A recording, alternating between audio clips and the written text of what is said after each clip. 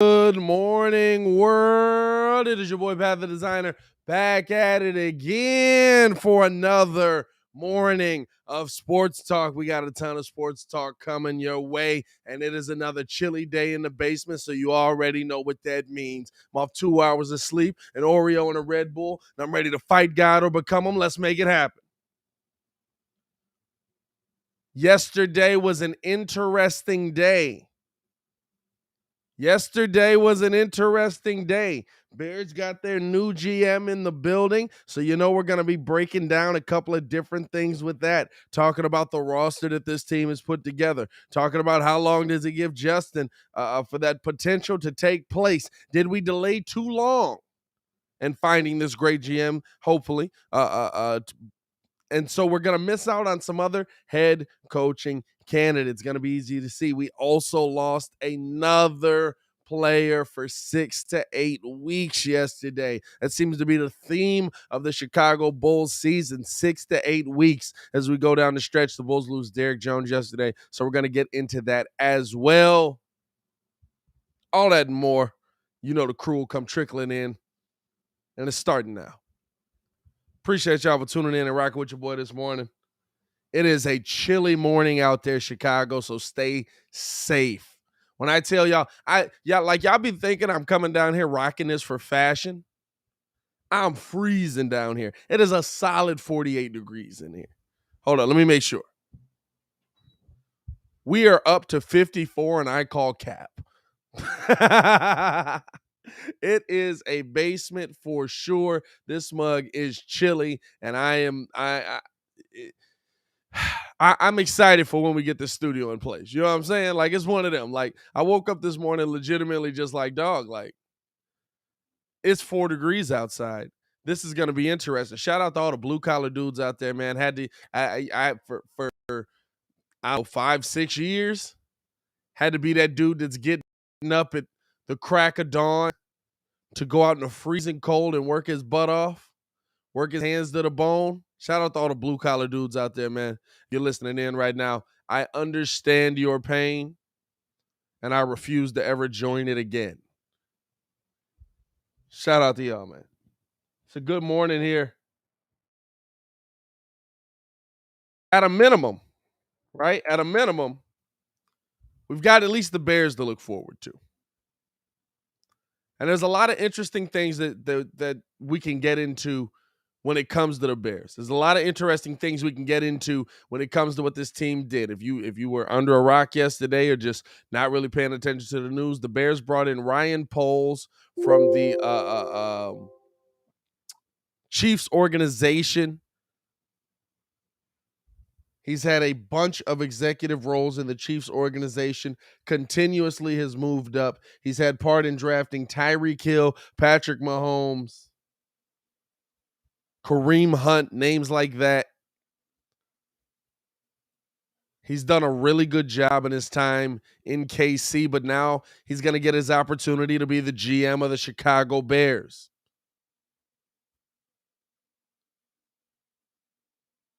Now he's going to get his opportunity to become the GM of the Chicago Bears. What does he do with that opportunity? Where does he start? The one thing I do like, right? He wasted no time getting started. He wasted no time getting started. He walked into the building immediately. He didn't say, hey, let me get settled in and then I'll start talking to the candidates. Let me get settled in. He hadn't even signed the contract yet.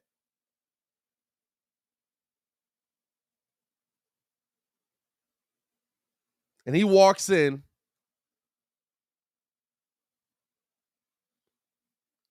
and starts interviewing head coaches. Has the interview with Jim Caldwell yesterday. His second interview. Seemingly, it would seem that it went well. And I'm not going to lie to you, right? Interestingly enough, the more I look into Caldwell, I kind of forgot about his time with the Colts as well. The more I look into Caldwell, the more I'm not opposed to the idea. But at a minimum, I love that Ryan Poles got into the building and immediately got to work.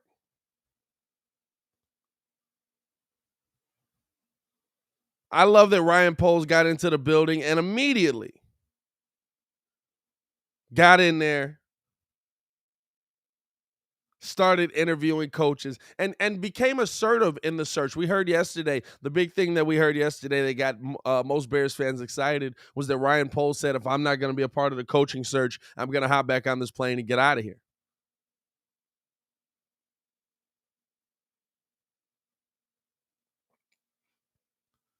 If I'm not going to be a part of this coaching search, I'll hop right back on this plane and get up out of here. That's the one thing that I loved yesterday that I heard.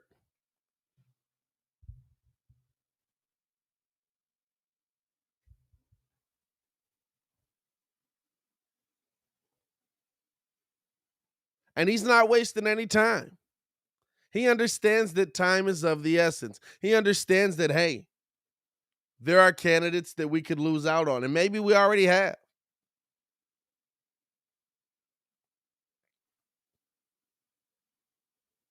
I understand people aren't hired, but you know how the NFL goes. There'll be agreements in place. There'll be, things like that.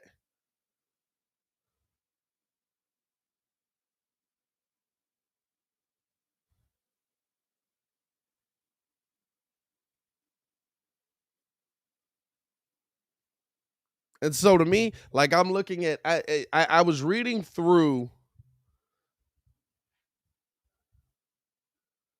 the interview of Caldwell, right? And if you guys follow Kidd on Instagram, follow Kidd on Twitter, stuff like that, he was kind of going hard saying he wanted Leftwich yesterday. I'm not, like I said, I'm not out on Leftwich by any means. I'm not out on any of these guys, but looking at Caldwell's recipe, or his resume, the Caldwell recipe. Looking at Caldwell's resume, 19 years of NFL coaching experience, including 7 years as a head coach with the Colts and Lions. I forgot about his time with the Colts. He compiled a 62-50 regular season record, 26-22 with Indianapolis, and 36-28 with the Detroit Lions. He's 2-4 all time in the playoffs, 2-2 with the Colts, and 0-2 with the Lions.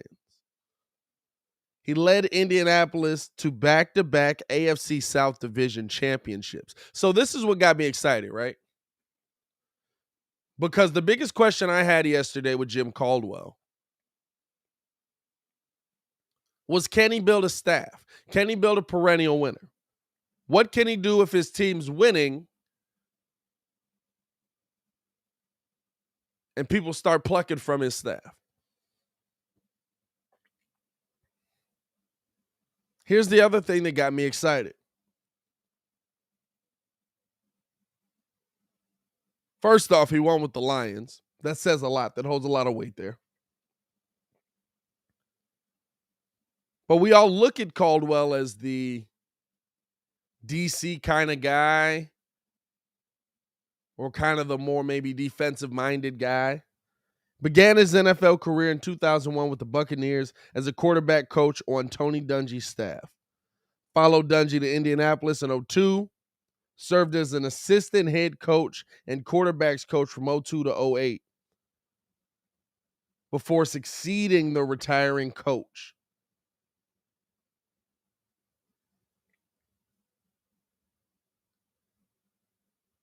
There's a lot of things about Jim Caldwell that are interesting, that are intriguing to me, that could be beneficial to Justin Fields. And when I read quarterbacks coach, and that he's done that at a lot of places where there have been some successful quarterbacks,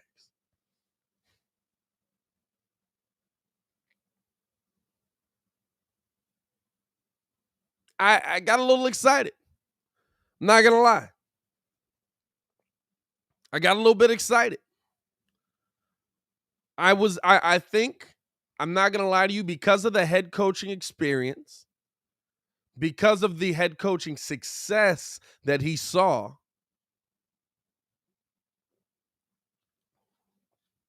I think I might be in on Jim Caldwell here.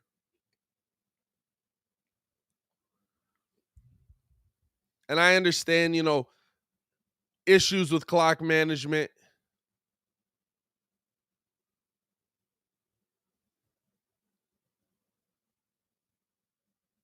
issues with getting it done in the playoffs and those bigger moments. But we're not there yet.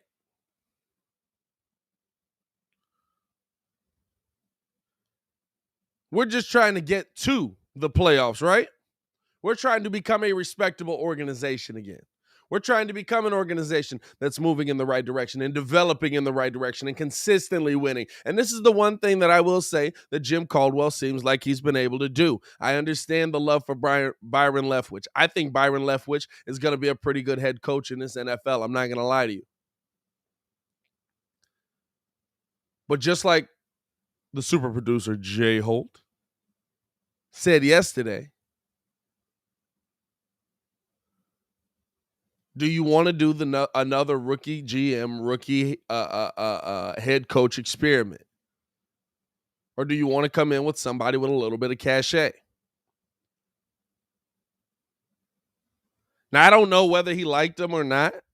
I mean, this is Daboll's second interview, but this is the thing, right? Ryan Poles came in and said, I'm conducting the interviews. I'm the one that's going to put this team together. I'm the one that's putting pieces in place. So while it's his second interview with the Bears, it's his first interview with Ryan Poles.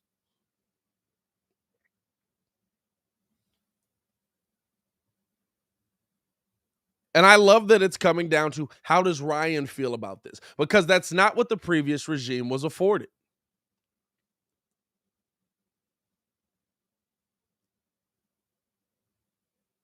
I think there were a lot of mistakes on all parts when it came down to what the previous regime did, but it's not the luxury that the previous regime was afforded. They were not afforded the luxury to go out and make their own mistakes. They were not afforded the luxury to walk into the building and make their own choices, like it was brought up yesterday. Ryan Pace probably was going to go with Dan Quinn as his hire for the Bears head coach right off the bat, but the great Ernie Accorsi was there. He's the one who delivered you Ryan Pace. He's the one who delivered you this next regime. So we've got to go with his pick at head coach. Ryan Poles ain't playing that. So while, yes, these are a lot of guys' second interviews with the Bears, these are their first interview with Ryan Poles.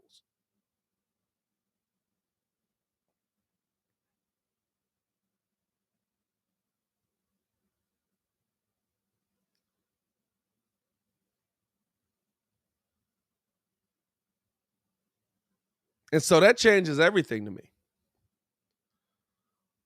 That changes everything that the Bears want to do to me. And that's why I feel good about this hire. Listen, the resume is the same, right? It's weird. If it's weird, right, Bears fans? It's weird because you almost feel bad about possibly feeling good about this hire, don't you? You almost feel bad about possibly feeling good about this hire.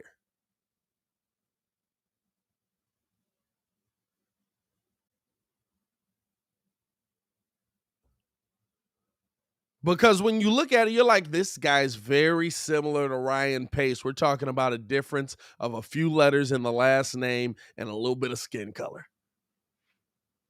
You know what I'm saying? Like, you went from a white dude to a black dude and you changed a few letters in his last name, but the resumes are eerily similar. Both of these guys dominated the scouting department.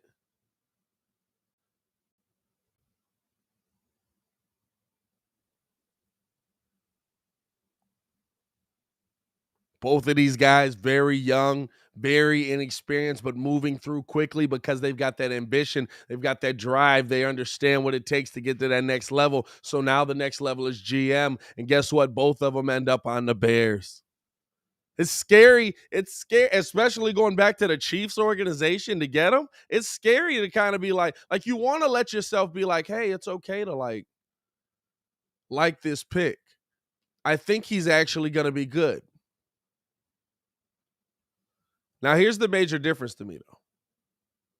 This is the major difference to me. 24 hours later, having a chance to kind of look at what he's done, having a chance to break down his profile, like I said, eerily similar to Ryan Pace a little bit. But here's the biggest difference to me. This guy played. This guy is not a guy who was around football guys. This guy was a football guy. He went through the motions. He fought his way to try and get to his dream of being in the NFL.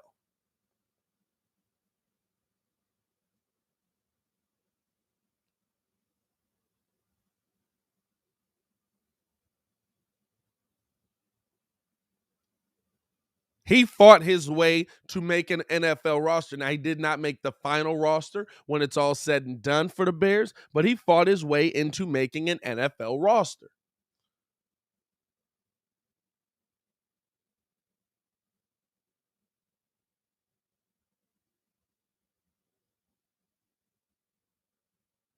He understands what it takes to be an offensive lineman on this team. He understands what it takes to be an offensive lineman in this league. He understands what it's going to be for him to be an offensive lineman.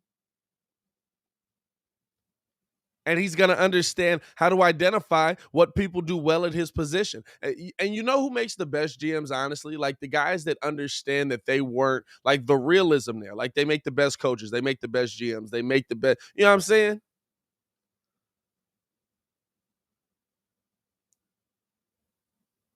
Because there's that realism there. There's that realization of like, I can identify talent that's absolutely better than I was. I can identify talent that's on the same level as I was, maybe a filler piece. I can identify talent that's much worse than I was. That gets me excited. When your GM fits into a position that is an integral position in football, that gets me excited.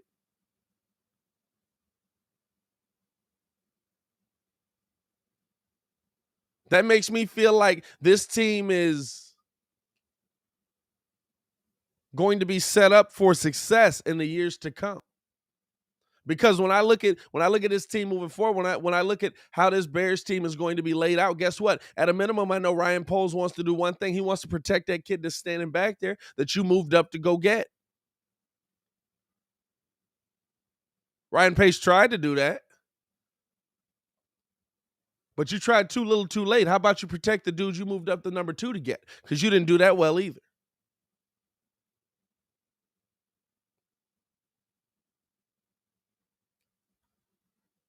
Shout out to the super chat here from Sammy Wiltshire.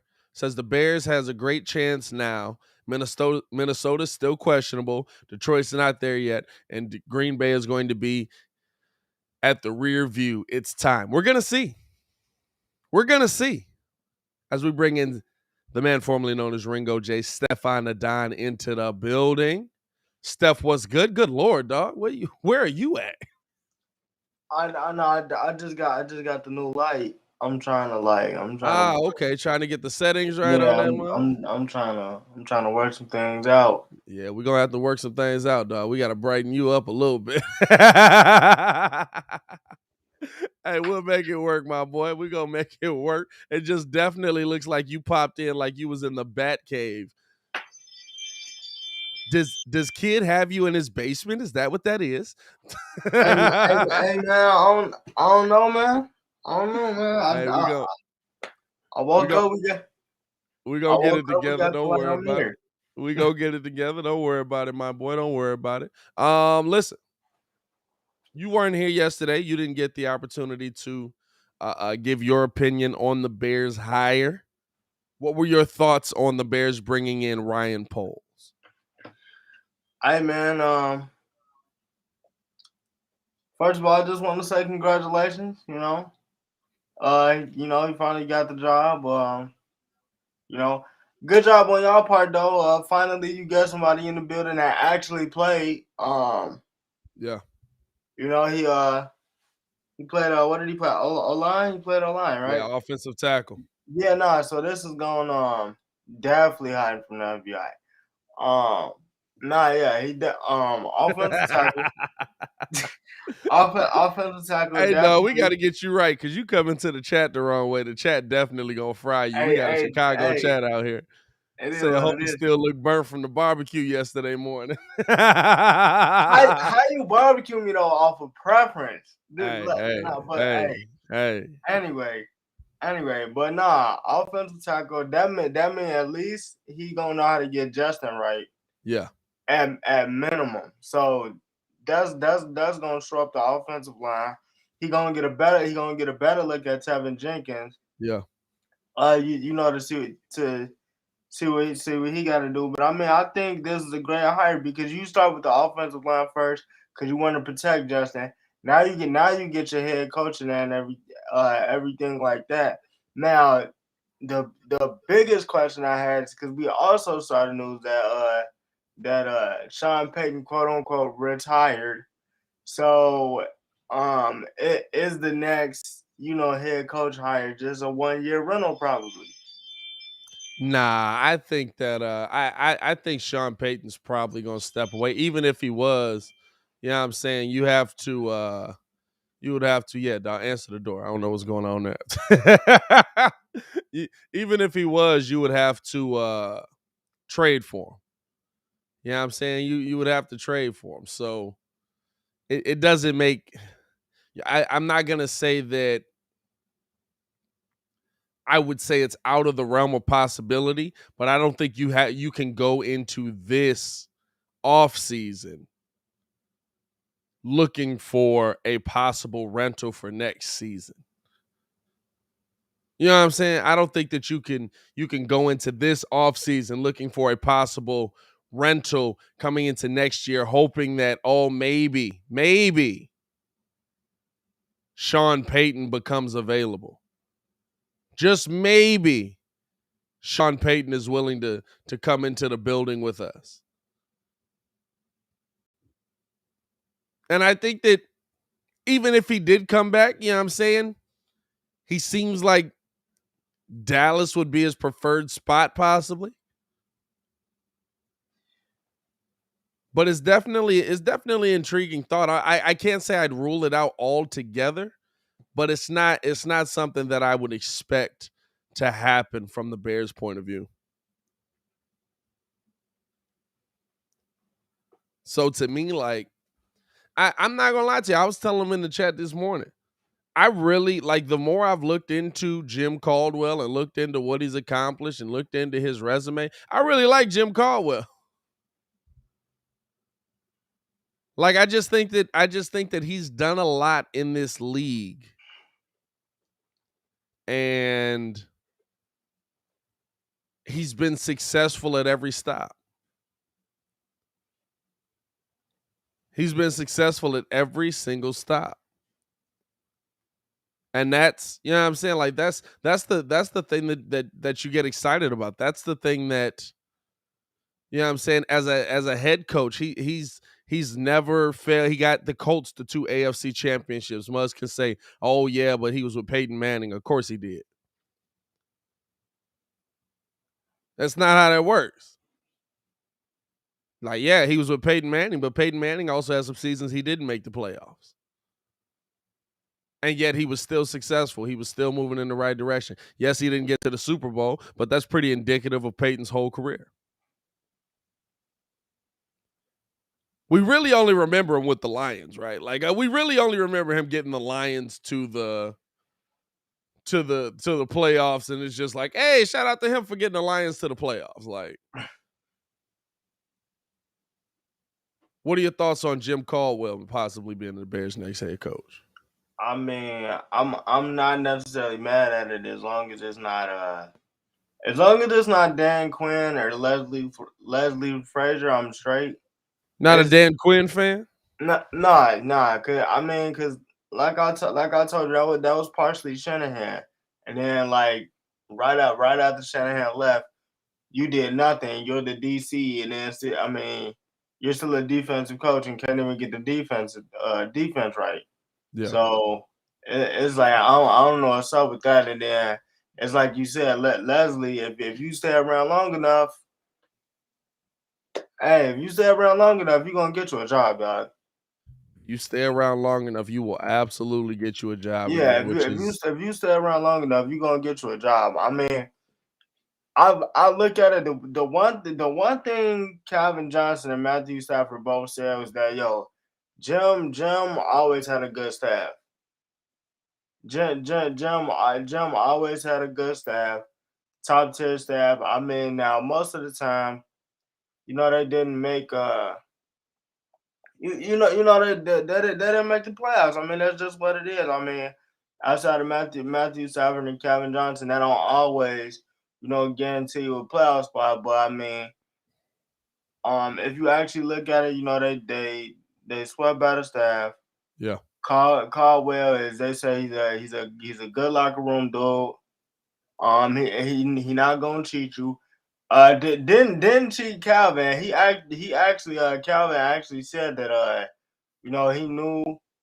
I mean, he went to Jim, basically told him he was retiring. Jim was like, "Yo, I'm not finna let nobody know anything like that." So good, good players coach, everything like that. I mean, I would do it. I would do it. I mean, me personally, I prefer Justin, but I mean, I prefer somebody for Justin. But with the Yeah. list of candidates, I mean, that y'all got out, I wouldn't be mad at it. But even that, like you look at or you look at yeah, you look at if you look at Jim, he's a um what's the word? He was a quarterback's coach. He was an OC with the Ravens. You know what I'm saying? Like he's seen success developing and helping these quarterbacks along. He's seen success moving these guys in the right direction. And I think that he's an interesting name to me. I mean, of course your main candidates are still on the table, but when we're talking about like the Bears final list, Kidd kind of was laying out, did we wait too long to make this move and so you missed out on better candidates? So now you're grabbing from the bottom of the barrel or you're grabbing from whoever's left over. Like I I don't know if I see it that way. I think these are genuinely the candidates that the Chicago Bears like. I think these are genuinely the candidates that the Chicago Bears feel give them the best chance of success. But like I said before, the thing you have to look at is the all these coaching candidates, while they might be on the Bears list, might not be on Ryan Poles' list. All these coaching candidates, while they might be on the Bears list, they might not be on Ryan Poles' list of guys. Now, did you see the reporter said that Ryan Poles said that he wanted to speak with the head coach candidates individually, like immediately. I like that part. I mean, at minimum, I think that the way it's shaping up, I'm not even gonna hold you. I think that you feel me. That this team is kind of being built from from I would say defense up, which I mean technically, that's how it's usually built. But I feel like they trying to build the defense back up first. Get you a solid O line, and then bring them kind of like it's gonna be kind of like the Bills situation was where the Bills defense was always good. They just Yeah. never had a quarterback. Tyrod stuck around for a little minute, got them to the playoffs with Man, they did Tyrod dirty, though. yeah, got them to the playoffs with Shady a couple of times, and then after that they got Josh Allen.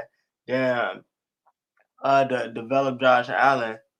But I mean, I basically think that's kind of probably what's gonna happen with Justin. I mean, how old is Jim? What, 60, 67? Jim is 67. I don't think he's that old, is he? Man, I hope he ain't that old, dog. If he a 67-year-old coach coming in, it's like to me the thing that's scary with that is like, hey, dog, at some point, real life takes place. Like I get, like, hey, he's No, a we're football gonna coach. call this. You know what I'm saying? Like you don't wish that on nobody, and I never wish that on anybody, man. But at some Hey, point, bro. these people are human beings. He is 67 Yo, years old. is he real? Dog, what's the cutoff limit though?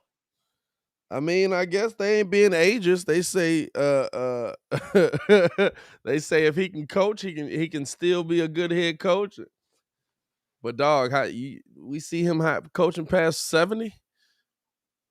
We see him, you know what I'm saying? Like, Hey, so I mean that just let me know that this is the 3 year rental. hey, that might be a. I don't know. This is the thing, right? I don't know if he's going to come back to be anything less than a head coach. I don't know if he's going to come back and be anything less than you know what I'm saying? Like he's coming back probably to be a head coach. But again, that's why I said, I don't know if these are Ryan Poles guys. He's a very Bears hire, right? Yeah. He's a very like, let's go get the dude that's had former success in our division and has had success throughout his life as an NFL head coach. He's a very Bears name. And for his talent, I'm not upset with him. But he's a very Bears kind of name. He's a very like, we're gonna go get the dude that at one point was on top of the league and now hasn't been looked at for a little bit of while, a little bit of time now. I don't know if that's Ryan Poles' way though. Like if George McCaskey was running it, I think Jim Caldwell would have been hired yesterday. If George McCaskey's running the show, I think Jim Caldwell would have been hired immediately. You know what I'm saying? Because of how we've done business in the past, because of how we've made this happen. And how we've gotten into this situation consistently.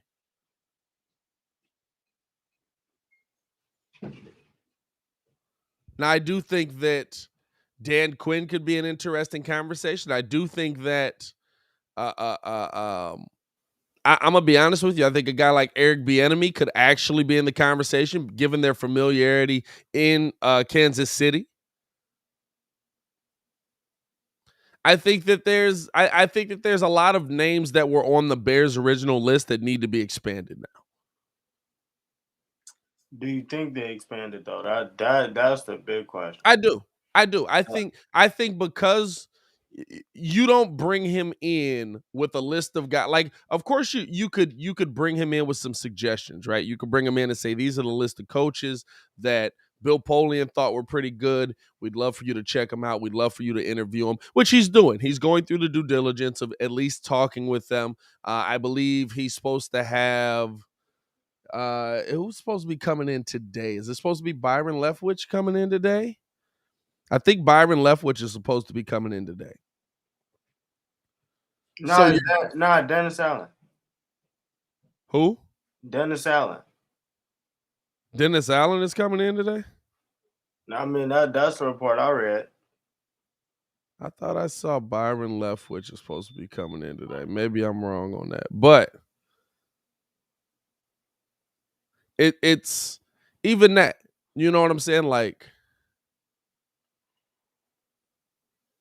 I wouldn't be surprised if he's going through the motions of, hey, that's who it was. Eberflus and Quinn come in today. I wouldn't be surprised if he's going through the motions of, okay, let's go through you guys' list. Let's see what you liked. Let's see who was interviewed. Let's see who you talked to. Let's see who's going to be a good candidate for us. I don't like any of these guys. I'm gonna start to go down my list. You know what I'm saying? I wouldn't be surprised by that at all. I think that I think that uh, uh, um,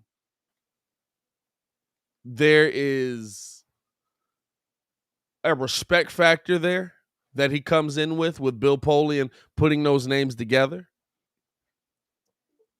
And so he's going to do Poley in the honor of, okay, I'm going to go through your list. I'm going to make this happen. We're going to, you know what I'm saying? But then at the same time, I'm going to go find my guy. I wouldn't be surprised by that at all.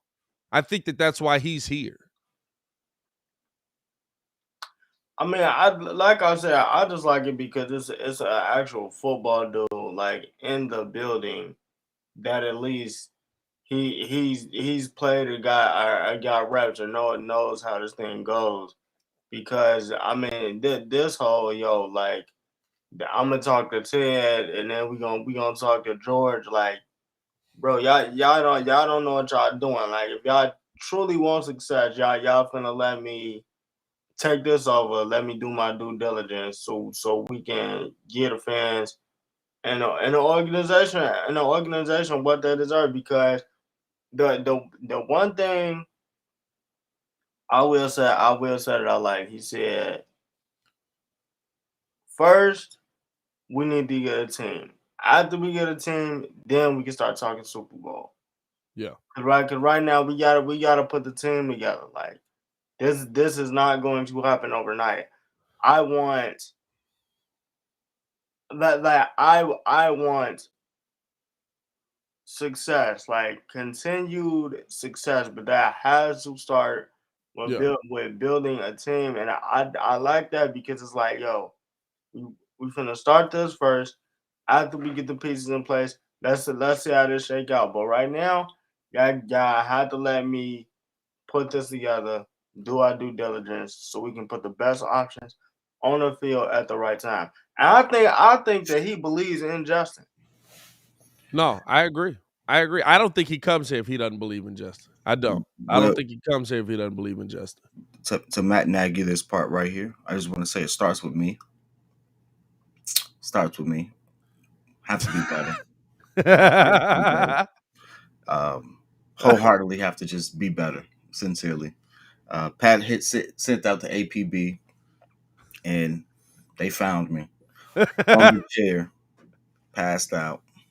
Um, your boy's doing a lot, so I want to apologize to the crew for tardiness because yeah, I thought I had it together this morning, but the chair won. Hey, Um, sent the topics and everything. I sent everything. Hey, I was like, kid not gonna show up. These his topics. Nah. Definitely got a whole lot of just doing a whole lot of studying and stuff like that. Hey man, get that money, Just man. just Get your paper up. well, eh, eh. so so that's on me. You know, I have to Well, that's find all out right. the Hey, listen. whys to it Hey, and be listen. better. You showed up late Uh, and tired. Ringo's over here in a dungeon in Afghanistan, I would assume. So we getting it all Hey man, together, man. hey, I got the light. I was this, trying to get the lighting right. I showed up. I showed up. hey, listen, he was on time. How about that? He was on time. Ah, Hey, ah. listen. This was our idea, and I'm struggling. This was a bad week, you know. So I'm not gonna lie to you. So Pat's been steady Eddie with this one, you know. But he's also a journeyman. Like he's like, it's 6 o'clock. It's 6 o'clock. You know, work starts at 6. If 6 you ain't here at 6, all right. Well, we do the job anyway. Like it's definitely an electrician for you. Hey, it is what it is, man. Definitely an We electrician gonna for you. keep pushing through. We gonna make it happen, man. It's all good. I you since these are your topics.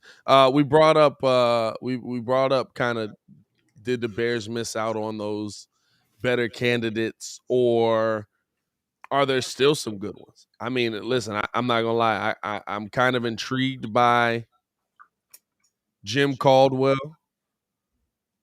because of The man you thought was Jim Shorts. the man I thought was Jim Shorts. Okay. Uh, Yeah, I'm I'm not. intrigued by him I don't know how because he of his messed that up. resume, because of what he's brought to the team, because he's had continued success already as a head coach.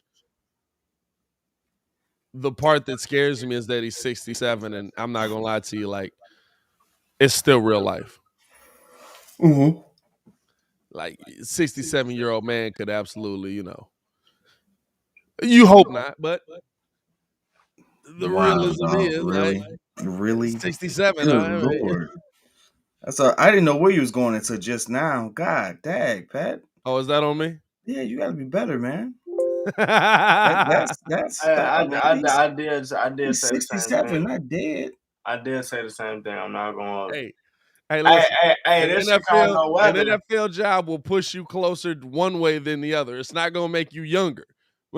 Hey, coach, where you going? I'm finna do this from the box today. I can't. Hey, listen, relax, dog. You can't say I'm finna do this from the box. Man, The you one thing know what I'm talking about, dog. You know what I'm talking about. the one thing about this whole thing, all jokes aside, is at least we have people who have been through the trenches Yeah. and found success. And to win in Detroit or have winning seasons in Detroit, as many as he has, he's pretty much responsible for Detroit's, most recent modern success. So at that point, I'm comfortable with that. How does it fit with us? How does it fit with our GM? He could be our GM's dad. Sincerely. He's 67. Our There's a GM is joke there. I'm gonna 36. leave it alone. Right? So it's more along the lines of how do they gel Yeah. for him to be a final candidate, right? Almost all of the candidates are older than him. Well, and that's why I said though.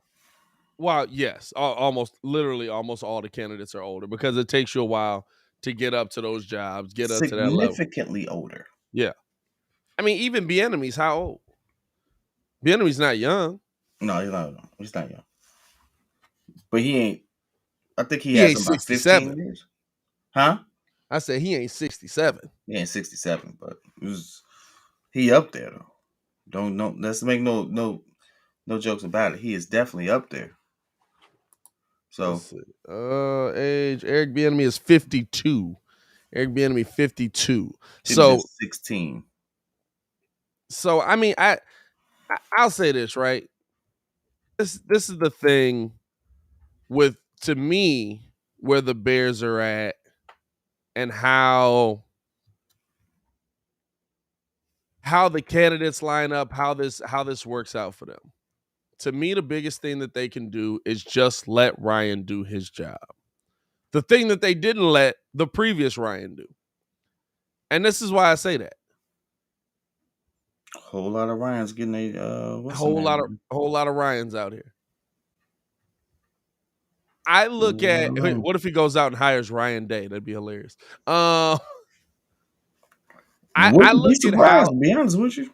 I look at how they have handled Ryan Pace. And while yes, Ryan did do some good things for this Bears team, Ryan did find some good pieces for this Bears team. It started off wrong. They all started off wrong. Mm-hmm. They all started off going the wrong direction. When Ryan got here, he wasn't allowed to pick his first head coach. When he got here, he picks Mitch Trubisky, but then he does nothing to protect his second overall pick. When Matt gets here, he can't replace the staff that got him into a successful position that happened before.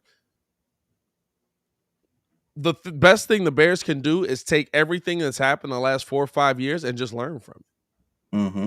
Learn from it. And it seems like, I'll say this, at a minimum, it seems like they have. Poles came into the building and said, I will absolutely hop back on that plane if you're not going to let me build this team. I will absolutely let you hop back on, or I will absolutely, I don't need to be here. People want me. I can fly straight up to Minnesota. They want me up there. Oh man, the Vikings fans are hurt today. They thought they was getting them. And by the way, to all the other Bears podcasts out there, that because I was listening to some of them yesterday, just talk about Ryan Poles. It's okay to say Ryan Poles is black. I hate to tell y'all this, but he's black. What, it seemed like they have a trouble saying it. So. No, they just they were struggling. They would be like, and it it's exciting because it's good to see a a person of color get this opportunity. It's like, just say he's black. He's a black dude. It's okay. But they didn't know if he was Cherokee or not. Light skin, you know what I'm saying? That's all it was. That's all it was. It was the light skin right there. Dog, I'm talking about people yesterday had me cracking up listening to some of these shows, dog. It's just like, because he is African American. It's like, yeah, it's okay. So we already talked about, did we miss out on coaches, how we feel with him in place as far as Justin is concerned. Well, I don't know how deep we went on that one previously, but sincerely, now that we have him in place and we're going to have a head coach, yeah, what is Justin's window now? Justin has to show development here. I mean, it's the same window as always to me. With at least with quarterbacks now, I can't say it's the same window that there's always been, but it's the same window as always. If you're not showing development by your fourth year, you really understanding this. Do you get a fourth year? Yeah, he'll get his rookie contract. He'll get his rookie contract because at a minimum, right? The way for Justin to be successful is for you to put the pieces around him for him to have success. If Justin doesn't work out, your next quarterback just has pieces in place that are set up for his success. Mm-hmm. You know what I'm saying? Like he's going to listen. He's offensive tackle, or he was an offensive tackle in the NFL, or kind of in the NFL. He made training camps and stuff like that. He made it a long way as an offensive tackle, a lot further than most people make it. He's going to try to protect this kid. If he's got to go out there and block for him himself, he's going to try to protect this kid. He's going to get people in the building who want to protect this kid. That's going to translate well past if Justin Fields can't play football the way we think he can. I would love to see if that actually works out with the fan base and everything like that. I think it won't. I'll be honest with you. We have one of the most irrational and hard-pressed fan bases. We got fans and we got fanatics. That's what comes with having a real fan base. Wait, what'd you say, kid? What'd you say? We have one of the most hard-pressed fan bases in the NFL.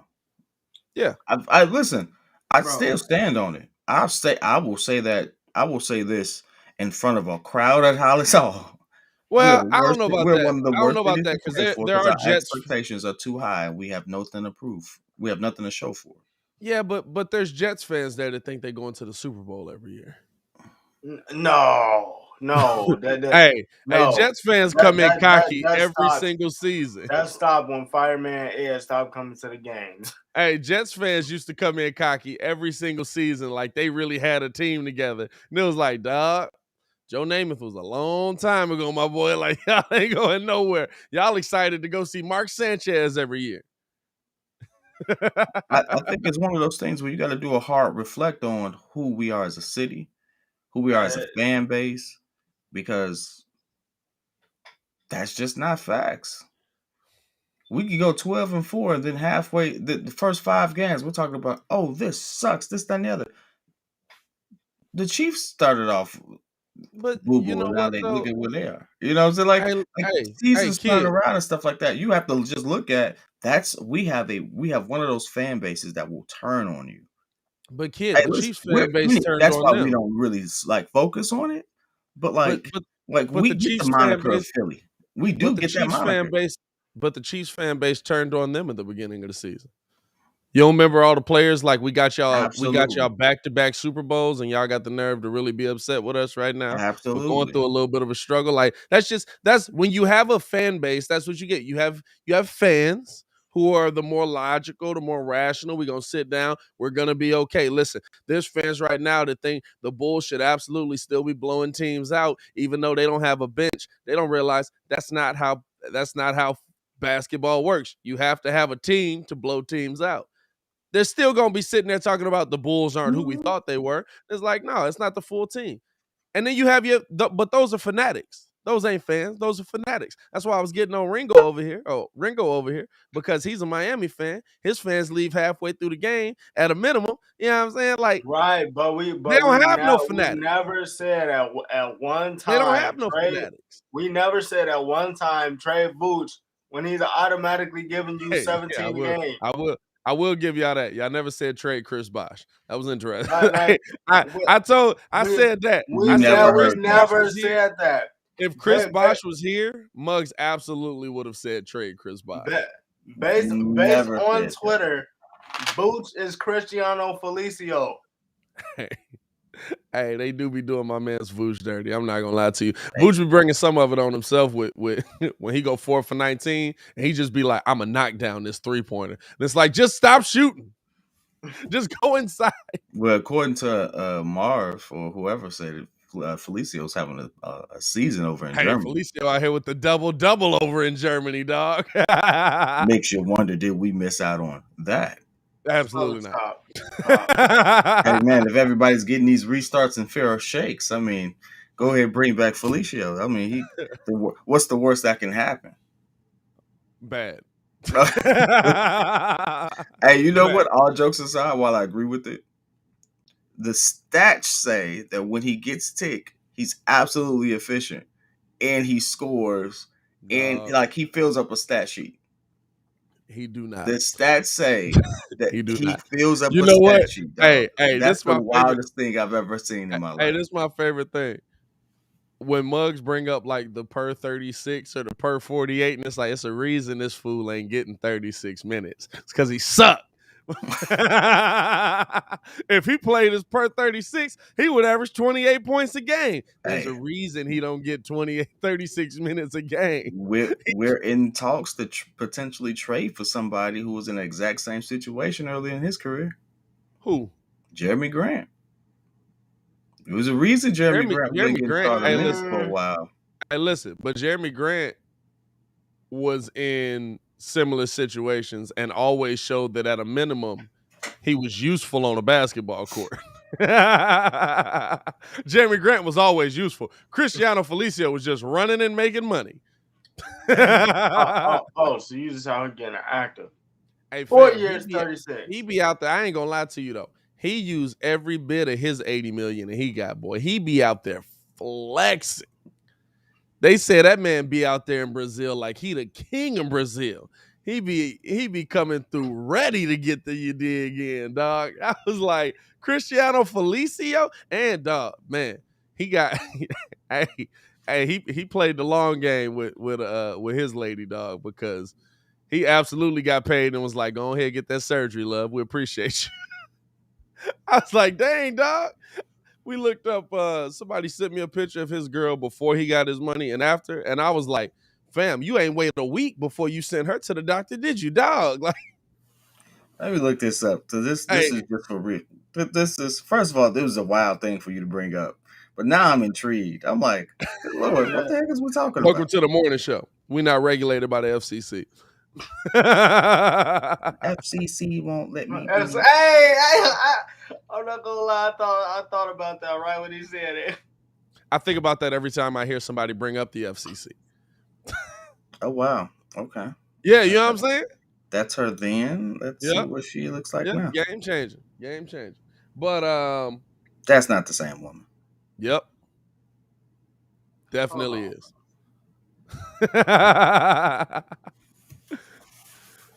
But no, they just so happen to be both be Brazilian, but that ain't the same. Definitely is.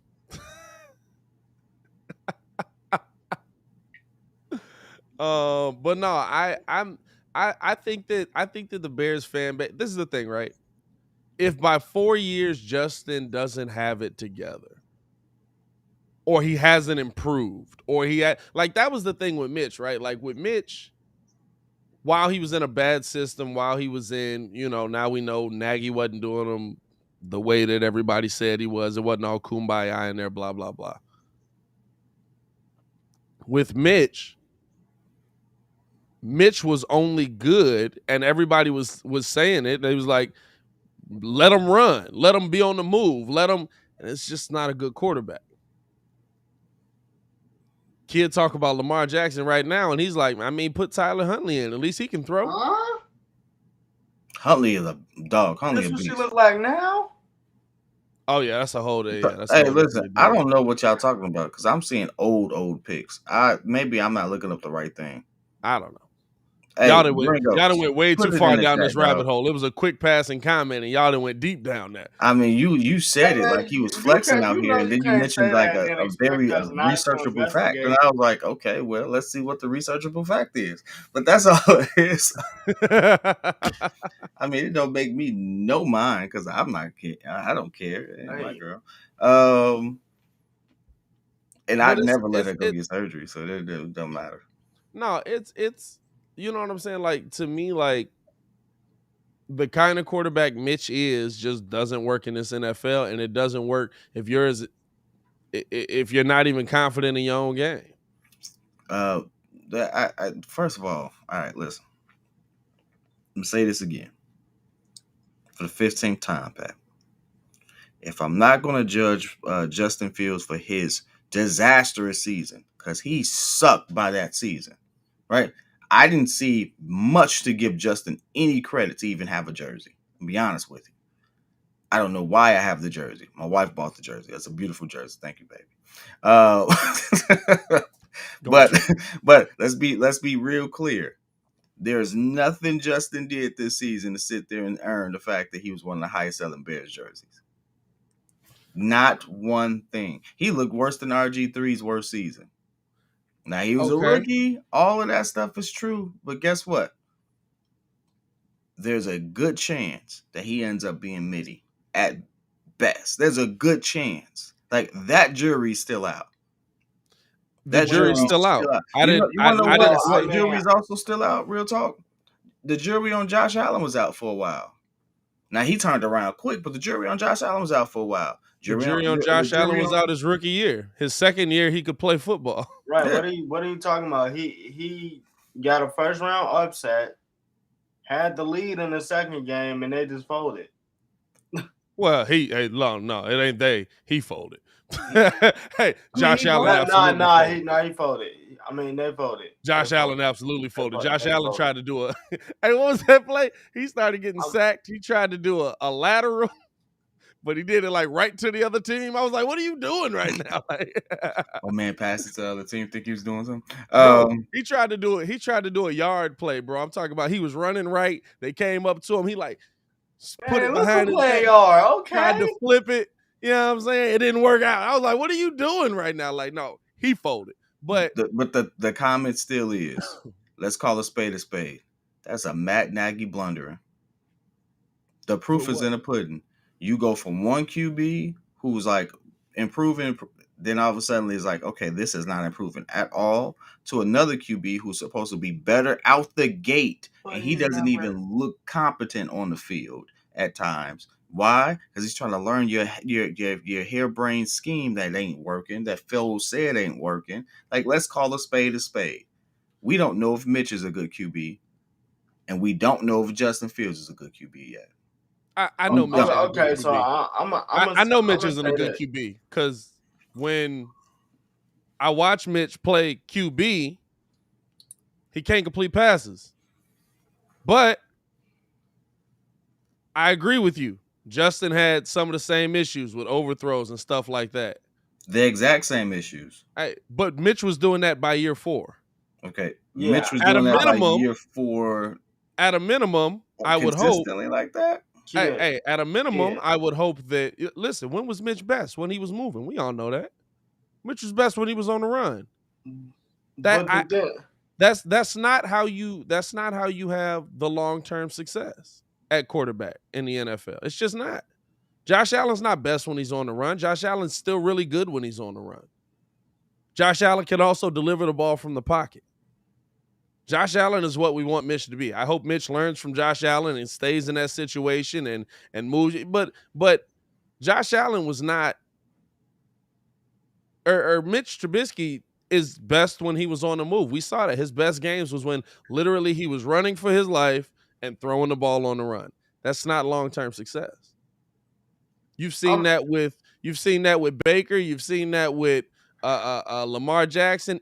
At least recently, you know what I'm saying. The guys that can deliver the ball from the pocket and run, those are different guys. And I think Justin's more of that kind of player. Now, did he show a lot of greatness this season? No, he didn't. I think Justin had a much worse offensive line than Mitch was behind, but Mitch had a more injured offensive line. So, I mean, I guess it kind of evens out in that sense of it. But I'm not judging Justin's year 1 based off of Mitch's year 4. You know what I'm saying? Even in the perfect situation, Mitch was still throwing that mug clean to the defender. To the point where when Matt finally benched him, we were like, yeah, you kind of deserve that. Oh, he had that stretch. I mean, he had that stretch in year 3. The weird part. That was year 4. That was last year. I mean, it's year 3 because he only played 7 years. He only played 7 games, and he was coming off the bench as the backup first year in 2017. True. So as a starter, it's only been 3 years. And the first time he started, he was a Pro Bowler. Hey, listen, you went through a lot of alternates. You can hold on to that Pro Bowl, but you went through a lot of alternates before you got the Mitch. First season starting, and that Pro Bowl wasn't pretty. First season started 3,000 plus yards, 24 touchdowns. Justin had just as many games starting. He's 10 of 17. I mean, he's 7 of 10. His first season starting. He played 12 games, right? So comparatively, 12 for 12. But you got to compare it to Mitch's rookie year. Rookie year, 7 and 7, 7 TDs, 7 INTs, 2,000 yards. Right. 12 games, he didn't crack 2,000 yards. I agree with you. I get you.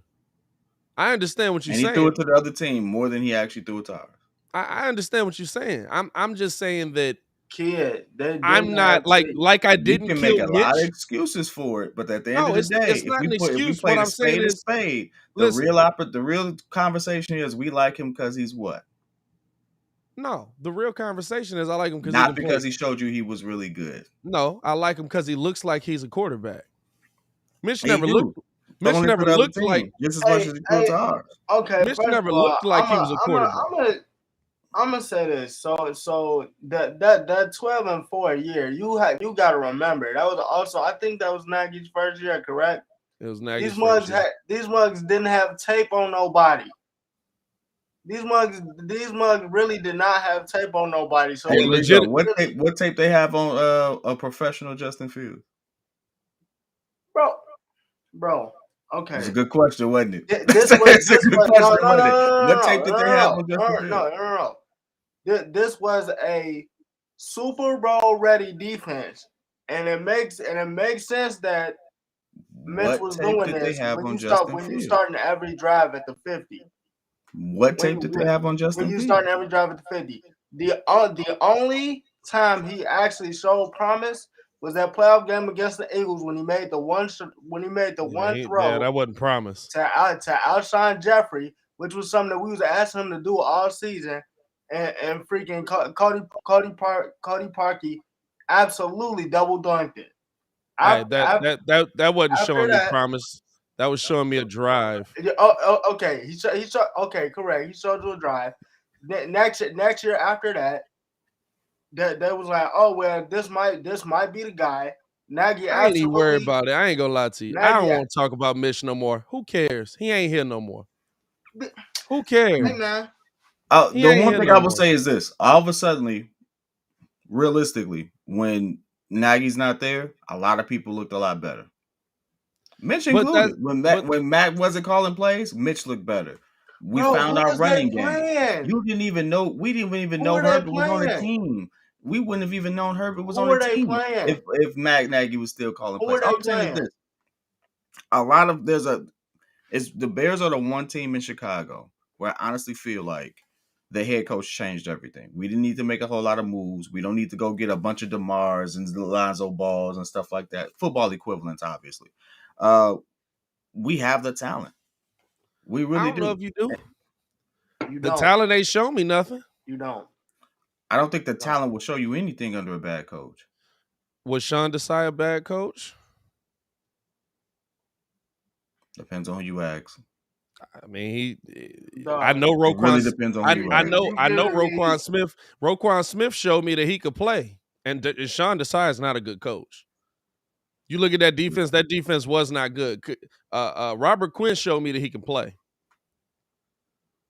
which is impressive. Robert Quinn showed me that he can play. 18 and a half sacks. That's on a bad system. That was on a bad defensive system. We are talking about defense, or we're talking about the offense. I asked, was Sean Desai a good coach? Like Depends on Darnell, who you ask. like Darnell Mooney showed us that he can play. You know what I'm saying? Like what I'm saying is like the talent is there. Can A-Rod play? Can A-Rob play? Yeah, A-Rob could play. A-Rob A-Rob is a good checked out. talent. A-Rob checked out. Okay. Hey, My question is, if A-Rob checked out and we know he can play, what makes you think other people on the team on offense didn't check out? yeah, but this is the problem, Because they right? had a bad system. The other people on the offense don't have the Nick cachet Foles that checked out. He told you. Hey, It's not working. But Nick Foles ain't a factor. Nick Foles is a factor because Nick he's on the Foles ain't a team. factor. How is he a fact? How is he a factor? This is He's the starting thing. He's a This is factor the because thing, he's right? on the team and you're on the couch. Hey, look. That's why he's a factor. He's telling you, he's in the game telling us it's not working. What I'm saying He's is the only Nick person with the Foles. ball to say it. Nick That's why he's a Foles. factor. What I'm He's telling in you the is room. What I'm telling you is Nick Foles is not a factor for this team moving forward. This is the thing. The guys that you say checked out, like A-Rob's going to leave Chicago and absolutely get a nice little contract and go play somewhere and be a very good wide receiver. He already knows he's solidified. Guess what? If Robert Quinn had checked out this season, we'd have been like, oh, look, Robert Quinn had another bad season. He might be done. Khalil Mack can check out because you know what Khalil Mack brings. Roquan Smith could have checked out, but those guys didn't. You know what I'm saying? Like the dudes that we're talking about that checked out, I literally named you all of the great talent on your team. And some of it ain't great. Football's got too many moving parts and too many moving pieces for me to be naming 2 or 3 guys that are good. Mm-hmm.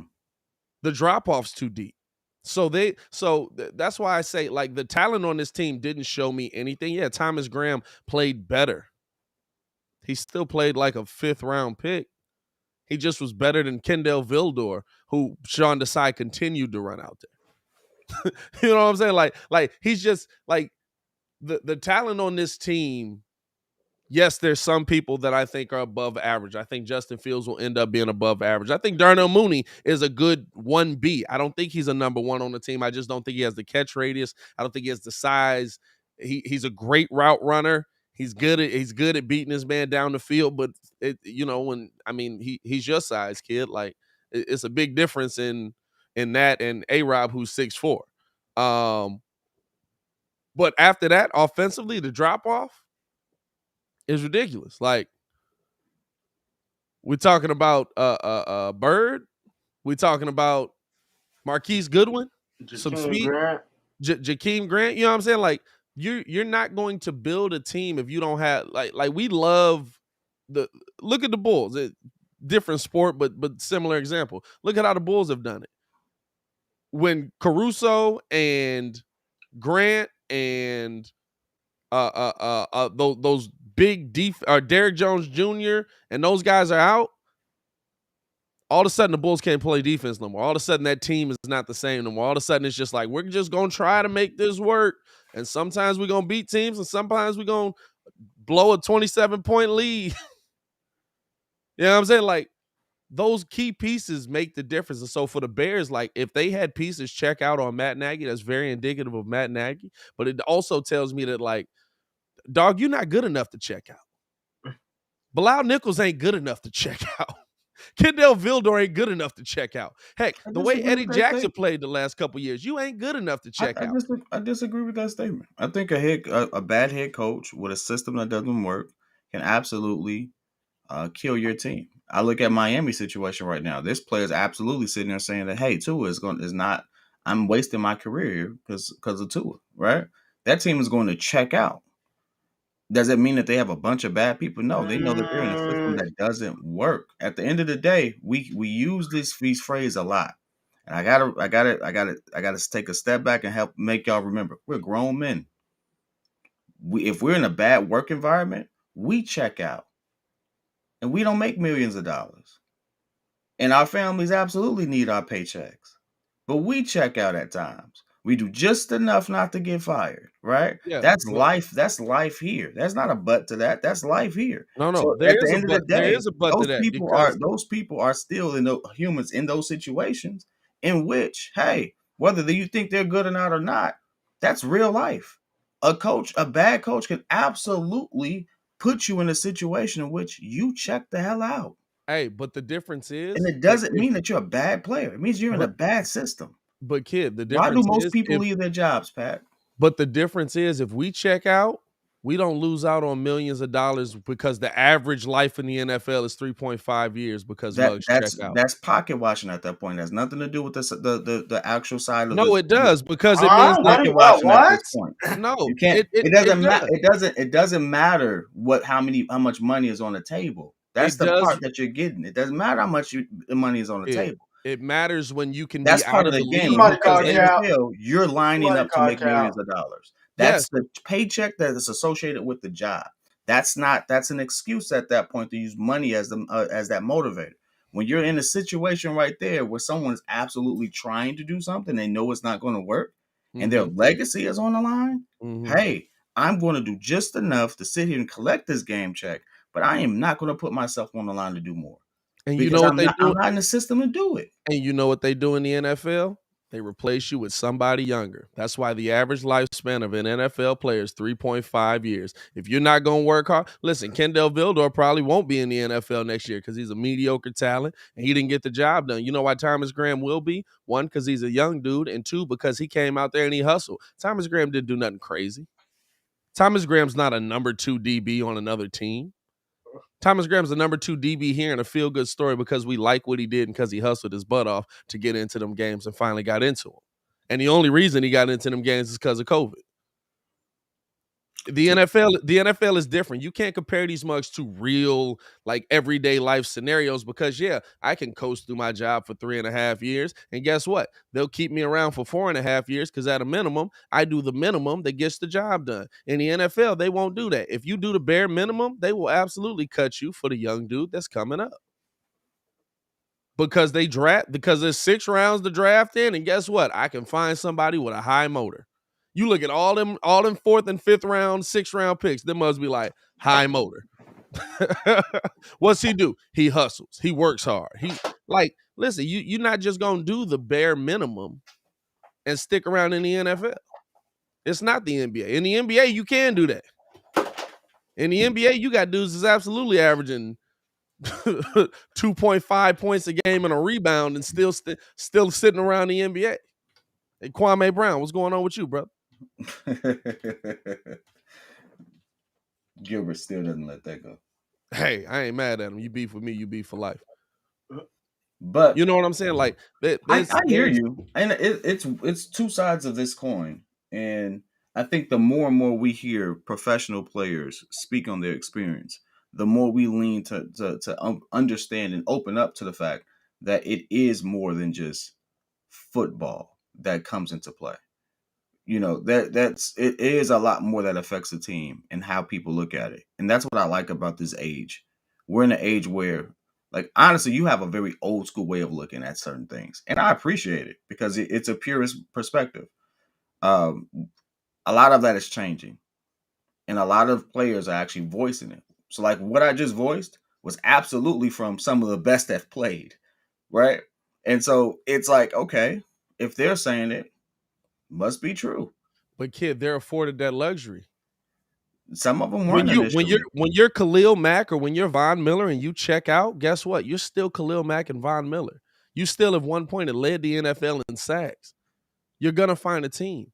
When you're Bilal Nichols or you're who was our other say? I think Whoever. there's a difference between people When you're who the are. middle of the pack dude, when you're the glue guys, you're not afforded that same luxury. T.O. is absolutely checked out on teams, but at a minimum, he was T.O.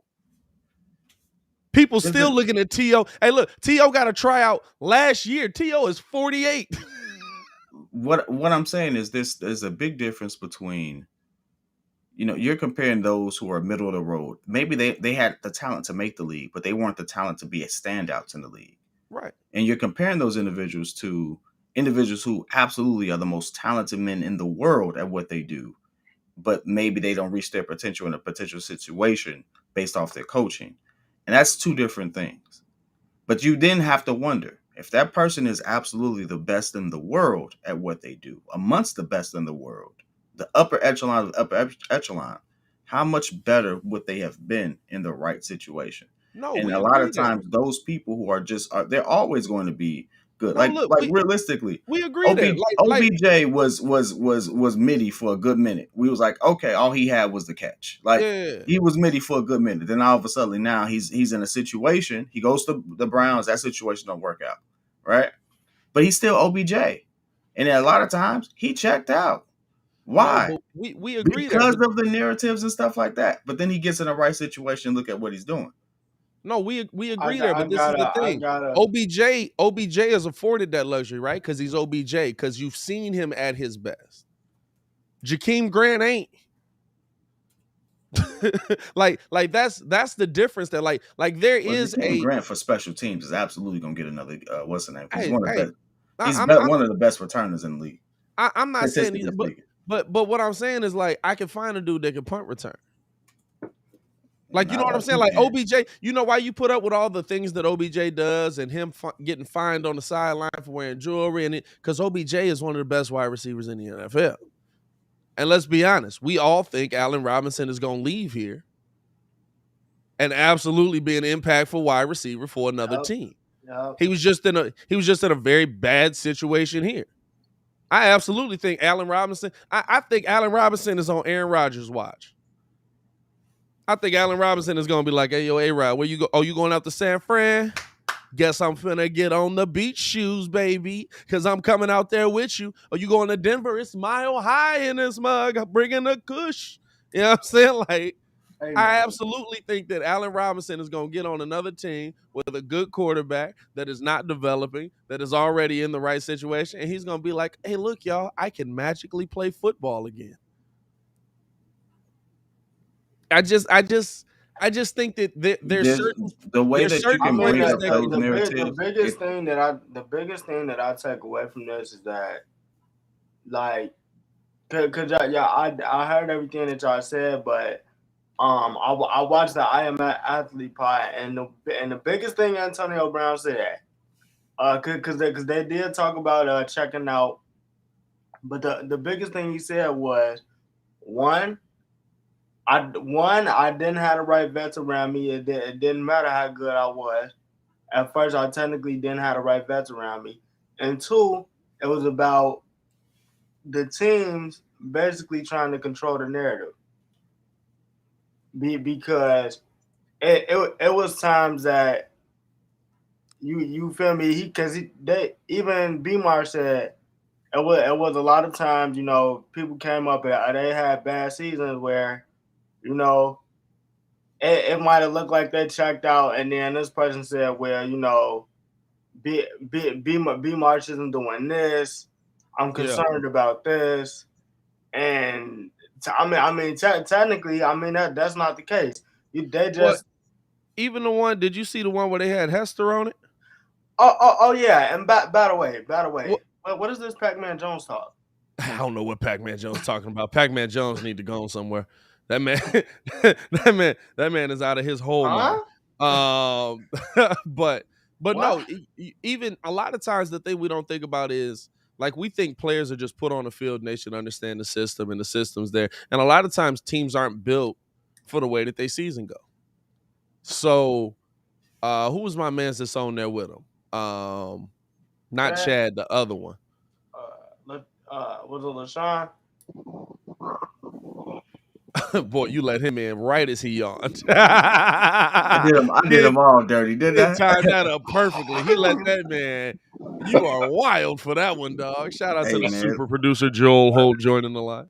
Thanks, P.kidd. Appreciate it. But the one. My bad, Jay. I didn't even know. I was just like, let me just look up some stuff here. Did my man's dirty. But He said he was ready. I just clicked the Oh, button. did he? Oh, that's He so you did. did, Jay. That's Yeah, so man, you I said I'm ready. did. He said already. Normally I get introduced though, like that hits me up. Nah, it's all good. Hey It's all man, we good. don't do no Kid special ain't introduced me. introductions at this Just point. drop me in We there. just here, dog. But We're no, here. the one thing that they were talking about how that Mark Trestman Bears team was built and why it failed. And it was like, dog, we were built to be a high scoring blitz team.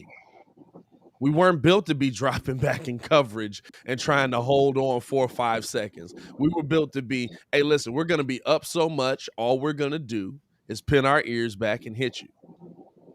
Well, That's how that defense was built. And the reason that defense failed is because the offense couldn't put up enough points for them to pin their ears back and hit them. He said, No. "You look at it." He was like, "You look at that team. All they put us there to do was blitz. All they put around us was guys that could rush the passer. And then all of a sudden, in the middle of that, you asking them to drop back in coverage, and of course they're gonna look bad because these are not guys that can drop back in coverage." No, the biggest mistake was that they brought in Mel Tucker to run cover 2 defense. It's like bringing in a guy. Dog, what's going on with your mic? You can hear me? I got AirPods. Sound mad muffled right now. Sound like who's around? Come on. Yeah. What about now? Yeah. No. You still sound muffled. All right. Hold on. Hold on. All I got right, it. all right. Hey, all right. how about this? We're gonna let you go for a We'll second. put him in That's the waiting gross. room. That's gross. Yeah, No. I'm here. Yeah, I'm here. no, you're Oh, not. dang, he's back. He said, no. I was like, okay, maybe it's too soon. All right, here we go. But no, he said the battery's low. Ray just said the battery's low. That's it. You good? Good to go? How about now? Check. Oh, you sound better for sure. Okay. What I was saying was Yep. the problem was that they brought in Tucker, and the thing is that they had him running a defense that he wasn't accustomed to.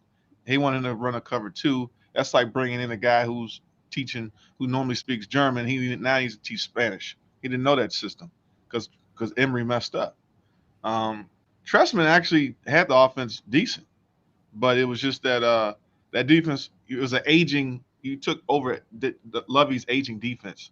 No. So it wasn't their first year. I'm trying to remember who was on the pod. I gotta go look it up. I'm trying to remember who was on the podcast. It was Hess.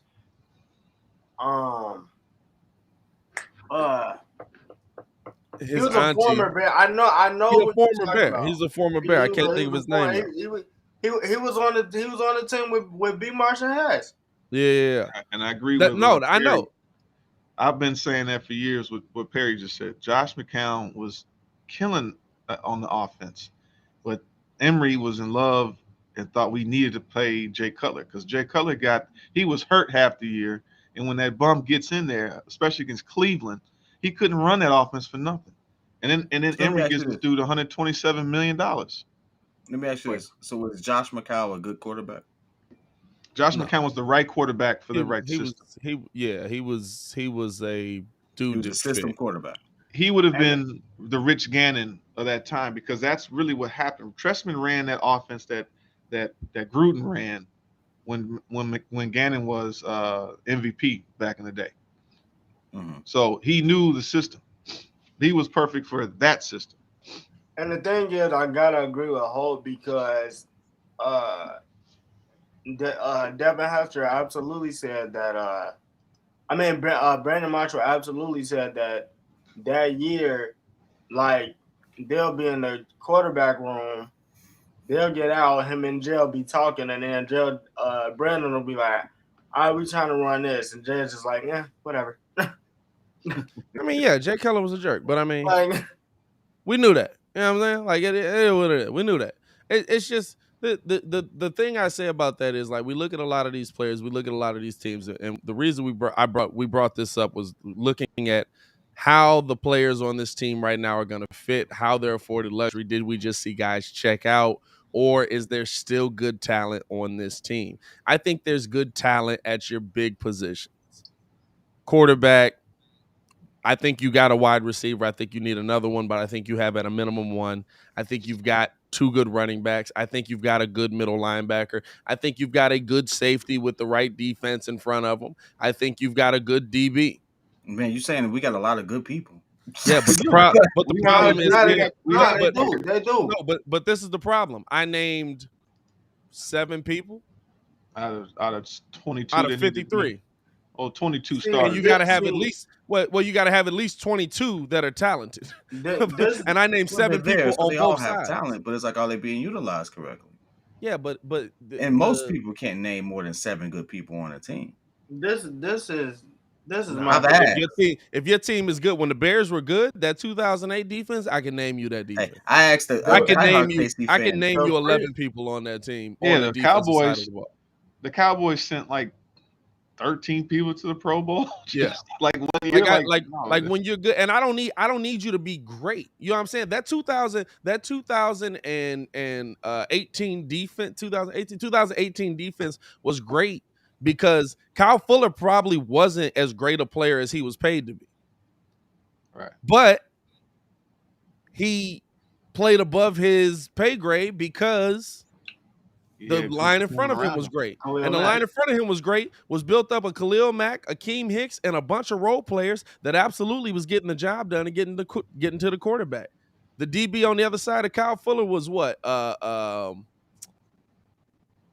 Who was that? Why can't I think of his name? Dang, yeah, you're right. That's sad. Anyway, no, but I can't think of his name right now. But he was playing above his pay grade. He played well, had some picks. You had Adrian Amos back there. Adrian Amos ain't that level of safety. Adrian Amos played really good with the like when you have those role players that play well with your stars, like Khalil Mack's the star, Akeem Hicks is the star there. Prince, you're right, it is Prince. I said Torian. Oh Prince. yeah, he That's played not for right. the. Damn, what is his first the name? Giants. player. He played for the Mukamara. Prince Amukamara. Prince Amukamara. Was absolutely not good. You know, he was nice over there. You know what I'm saying? But he He wasn't said the it's guy. absolutely not good. You gonna say he was nice? No. But what I'm saying, He was good is enough. Prince Amukamara on that defense was nice. He wasn't great. He fit his role. That's what you need to be successful in the NFL. Unfortunately, having stars don't mean nothing. Heck, the Miami Dolphins before Brian Flores got down there had stars on defense. They still was trash. Nah, they traded for those people. But they had pieces that were already in place down there that they had drafted and developed and moved in, and they still was trash. Like having a name, having Khalil Mack, having Robert Quinn, having, you know what I'm saying? Like that's great, but like if you don't have those pieces in the middle that play their role, it's not gonna work.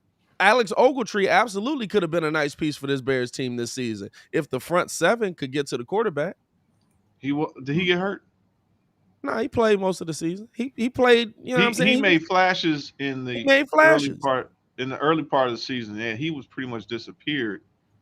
Because I don't remember seeing because after a while, it's like, all right, I need you to drop back in coverage and be the player that you once were, and I need you to like make sure that a pass don't get through for more than 7 seconds. Yeah. And it's like, yeah, after that, like I can't maybe also you're bringing in since Fangio left, no one has been able to really run the defense exactly how it should be ran. You know, I mean, you brought in another guy to, the coordinator before him just to, stopgap, and then talk about Pagano. Because you got Pagano, and then that's hard to take. I mean, Fangio's not like this dude you just replace. He was an all-time coordinator forever. And then they finally, he should be a head coach. No, he should have just been a coordinator. He should have never left. Yeah. Come on back. Come on. Yeah, come on. So Jay, how long does Fields have? How long does any other rookies or any other people that were in the Nagy era have to prove their worth with this whole new regime, in your opinion? First of all, I don't even like this blasphemy talk that like Fields is on the clock. It's like, no, this dude has talent. I think you should put everything in to get this guy up and running. What are you going to do? We finally got a quarterback. I think that's worth building up building into. Other than that, which is sad. but other than that, I mean, we know Roquan's a staple, and then after that, everybody else is on the clock. Everybody else on the hey, look. Well, Eddie's paid already. I mean, Eddie, no. I mean, he got paid. He's done. I mean, he's not. Eddie got paid. And our running back. But see, you only got a 3-year shelf life of running backs. So with Montgomery, he might have one more year. And then after that, you got Herbert. So if Herbert's in line to be the new starting running back, because you only got 2 to 3 years. I can't wait to capitalize with the two I can't wait to piss off now. half of Bears Nation. But yeah, I would say Fields, Herbert, Montgomery, and Roquan are pretty much your standouts. Hey, I can't wait to piss off half of Bears Nation when I tell them we absolutely should not re-sign David Montgomery. I don't know why they didn't know that was coming. We've had that conversation. I don't know. He's good. He's real good for just getting rid of running backs like it's nobody's business. He's like, oh, you're a running back? 2 years more. Hey, bro. You know why? Wait. Like, that's his thing. Kid, hold on. You know why? That's his thing. You know why? Not. You know why? What? Because Khalil Herbert's right back there, and he looked really good. Hey, kid. I'm not I like the way he is about running backs. I'm not that way about quarterbacks. Hey, kid. I will say though, Pat is consistent because he absolutely does the same. The way that he's talking right now, this is exactly the way he GMs on Madden. So that's how I play on Madden. Absolutely. I'm definitely not mad at it. GM hats on? Singletary is absolutely out of there within 2 years. Yeah, for sure. I'm not re-signing nobody. The way he takes it. I did re-sign Devin Singletary. I got him for $1 million. Matt Breida. I got him for $1 million. Oh no, I did let him go. Yeah, you're right. I got Matt Breida for $1 million. Yeah, I'll pay you $1 million. I'm that way with QBs. I feel like your QBs have to give you more. Like this is just the way I would play Madden. I would be looking at moving Field. What? All right, I gotta go. It was good seeing you guys. I'm gonna give my reasoning behind it is. Hold on, my reasoning behind it is. Let them get it. And it's not gonna make sense to you all, and I don't care. I'm wearing the MIB suit, whatever, flashy thing. Anyway, so did we forget that you said this? You're gonna forget this ever happened. Hey, Phil's gonna become a Hall of Famer. Flashy thing. Flashy thing. Listen, we're gonna clip this up, and that's all we're gonna remember. Flashy thing. You're not gonna remember anything else. I think he could have showed us more. Agreed. I think he should have showed us more. Agreed. And I think just the excitement of having a young black QB who had some success in college is the euphoria that still rides into this season. Because if it had been anyone else, we would be killing him. And that's just as much as at times it works against you as far as race is concerned. I kind of feel like it's working for him because we want him to be good. We want him to be, especially within our community. We really want him to be good, and I do want him to be good. Don't get me wrong, but at a certain point, you have to realize he's making the same rookie mistakes. And out of all the rookies that we've had, because I mean, I still kind of consider Joe Burrow a rookie, to be honest with you, just because he got killed. Hey man, they haven't protected. Kid be extending the mess out of that rookie year, boy. Dog, hey, listen, he gets the Ben Simmons treatment on that. Hey, Kid be extending the mess out of that rookie year. He be like, man, he only played 12 games that season, man. Rookie. Hey, but even still, he way better. How old are you? Hey, but when I said that about Kobe White, man, he should know how to play basketball. Get it together. What? That's not true. I didn't say that. That's not true. I did not say that. Did not say that. I gave him 2 seasons. I gave him 2 seasons. He got outdued by Cole Anthony. The moment he played Cole Anthony looked way better than he did. I was like, nah, dog. So we got to move. We got to move. This is I'm going to say this about Fields. Cole Anthony was a rookie. He outplayed. He looked better than Kobe White. Is this his second season? This is third season. They went to the same school too. This is third season. His third season. Oh, he didn't play none. He played what? He played like 20 games his rookie year, 40 games his rookie year, something like that. Kobe White. He played Kobe like White didn't. Kobe Well, he White. played half the season, but that's not the point. Hey, but look, Rookies were looking better than him. I say Kobe White didn't play half the season and had no training camp because of COVID and got a shortened season. Man, he should know how to play basketball. Hey, Get it what together. training What camp do you did do? Cole Anthony have? Huh? Cole Anthony literally was like, "Oh, you drafted, get out there," and he balled out all season. I'm not trying to hear that, Joy, dog. That's basketball. That's a different You sport. can't compare the two. That's You cannot compare football to basketball. Down on that one because that boy looked garbage. You can't compare. I ain't trying to hear nothing. All right, you can't compare. You can't compare it. No, you can't do that. Basketball and football. I just said that, dog. No. I was just saying how Kidd keep extending Joe Burrow rookie year. Joe Burrow gonna be a rookie 3 years into the NFL after he make the Super Bowl. Absolutely in the same situation. Hey, Pat, this kid. So, hey, bud, how old are you? I'm 28, rookie. But am I wrong? I would say did not Joey B look better than Fields in the same situation? Well, they're different quarterbacks. Bro, he has Stop. He did not have Jamar Chase. No, he didn't have Jamar Chase's rookie year. He didn't have Jamar Chase when he was injured. Okay, but you still had. Okay, but he went. Burrow goes into a situation. Higgins. You still had T. Higgins. In fact, he was so much in the same situation, he got injured. That's how we know he was in the same situation. They had getting killed. Joe Burrow the thing getting murdered. Is that Burrow's skill set is slightly different from Fields. You're talking about Fields comes in. Look, he looked to me. They didn't get it done because it looked just like Trubisky. The dude couldn't coach up the quarterback, in my opinion. He didn't scheme for this guy's talent. It was the same complaint I had about Trubisky when he played here. When Foles gets in there, it doesn't look good. The offense did not look good, whatever quarterback was playing.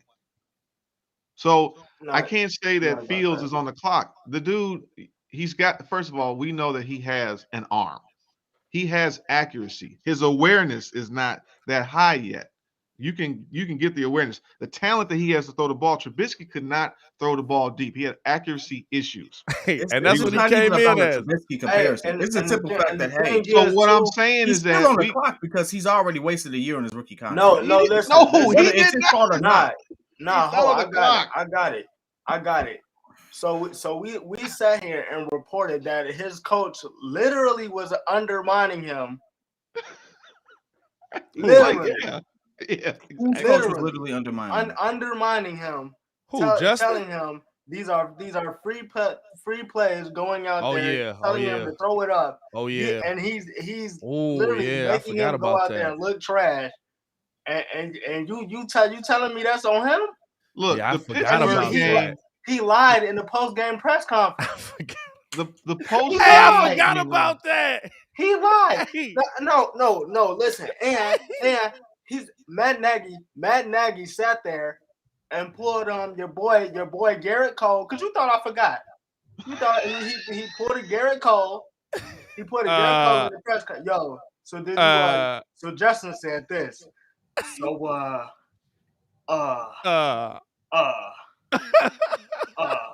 hey, I'm not gonna lie to you. I definitely forgot about Matt Nagy telling Justin Fields multiple times during the season, we got a free play here, and Justin launching that mug, and we all being like, who the heck is he throwing it to? Right. The Pittsburgh game, to me, showed a lot of his moxie. So I don't want to hear that Justin's on the clock, because he's not. He's got talent. That's why the coach is gone. Listen. Whether we agree or not, it's a year on his rookie year done. Right? So guess what? By the time this comes to really give him the big money, he's on a clock whether you like it or not. Because we have that's 3 years from now. I mean, look, I'm not an idiot. I'm not saying get a guy. Hey, listen, but this is the thing, right? This is the thing, right? Is he going to be worth that extension when it comes? That's we'll see. We will see. To me, he's got 2 years. And now again, it's not his fault. I'm not blaming him for it. But a season is already done where absolutely nothing happened for him. Hey, that man Matt Nagy said, hey, it's a free play. Put it up. He tried to turn Justin into Aaron Rodgers. 3 straight games has happened. Hey. But that Cincinnati was that Cleveland game was just atrocious what they did to that kid, dude. Hey, I forgot about that because Kid was just looking into the camera like, he did what? I remember that. I remember that. I forgot all about that. Hey, listen, that's how bad Matt Nagy was. We forgot about something that would be the most egregious crime on another team. Oh, listen.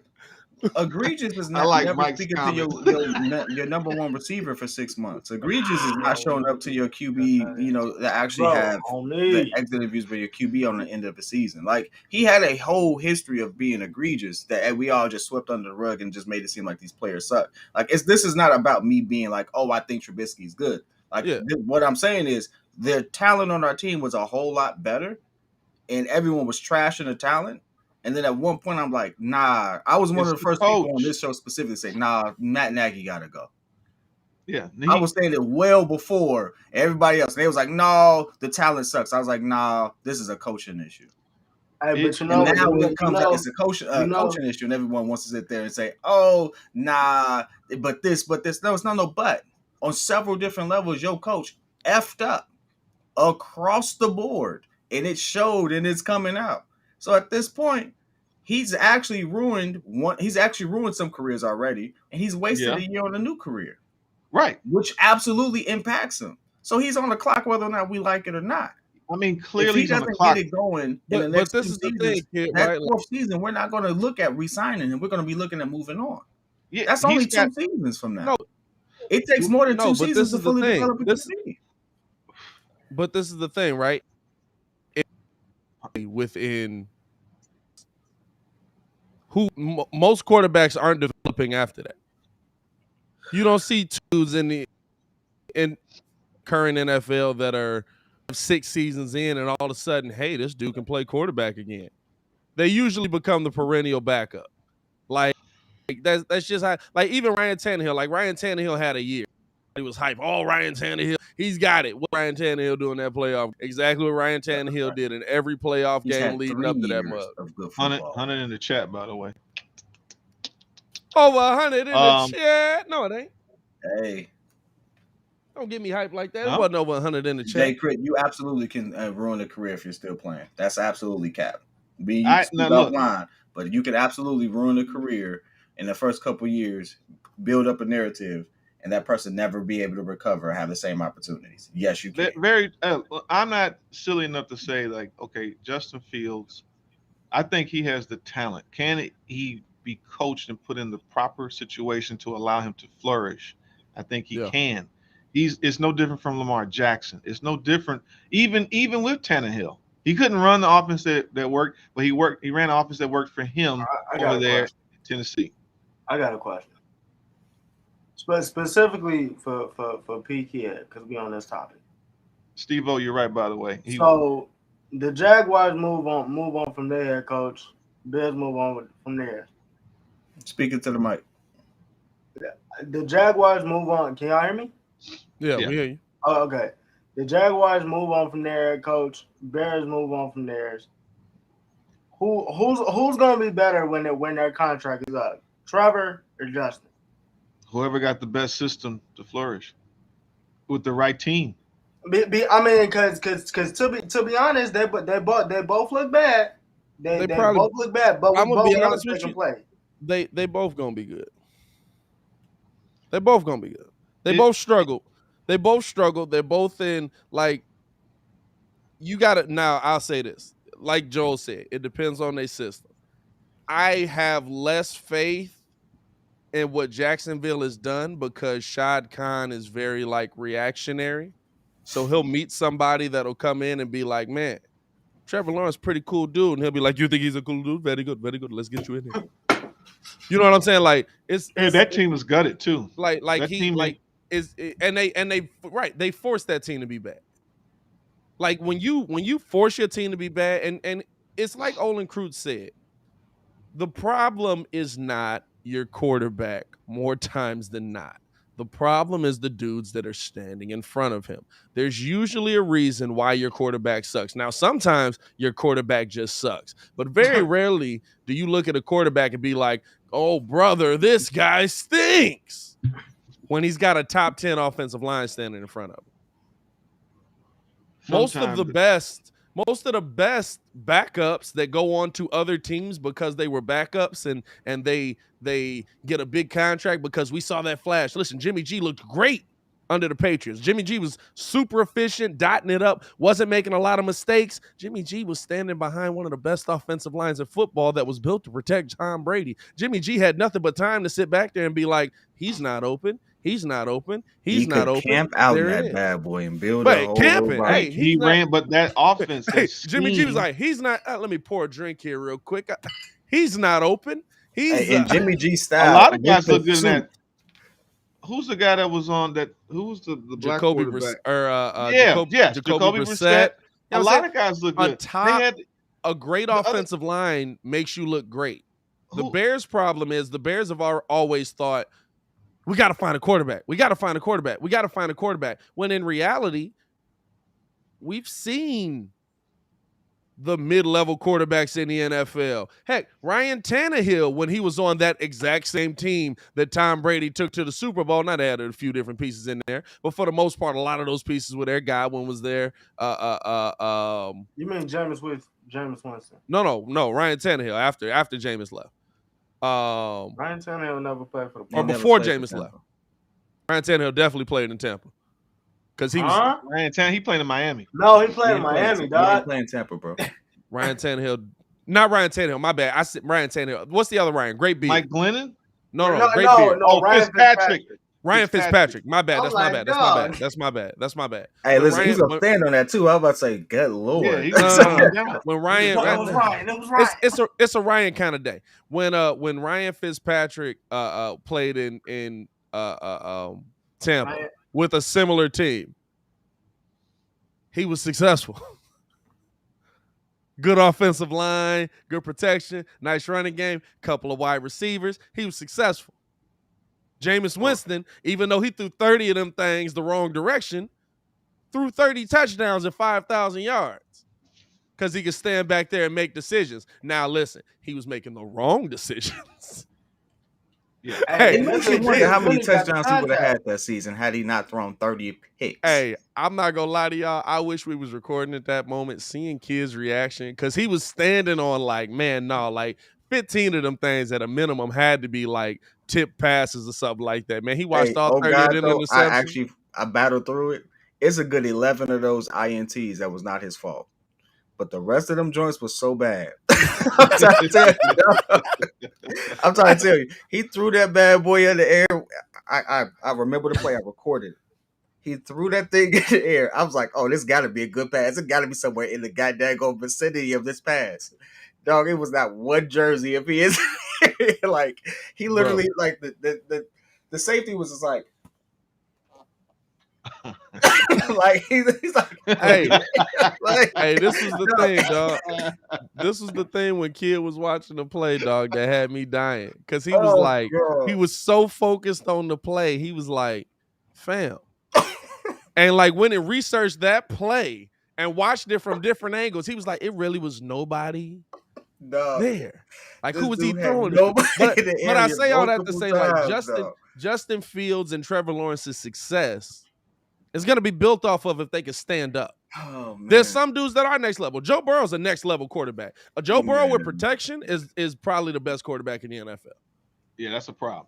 And Joe Burrow with protection. Joe Burrow is great. And Joe Joe Burrow got Shiesty. sacked 51 times this season. Oh, that was 51 in the regular season, plus the 9 in the playoffs. You know what I'm saying? Plus, I mean, he's already pushing, like, he's going to push triple digits by the time the season is over at this point. So you might as well just go ahead and flex that a little bit because he's getting killed out there but and that's enjoying it for that, some odd reason.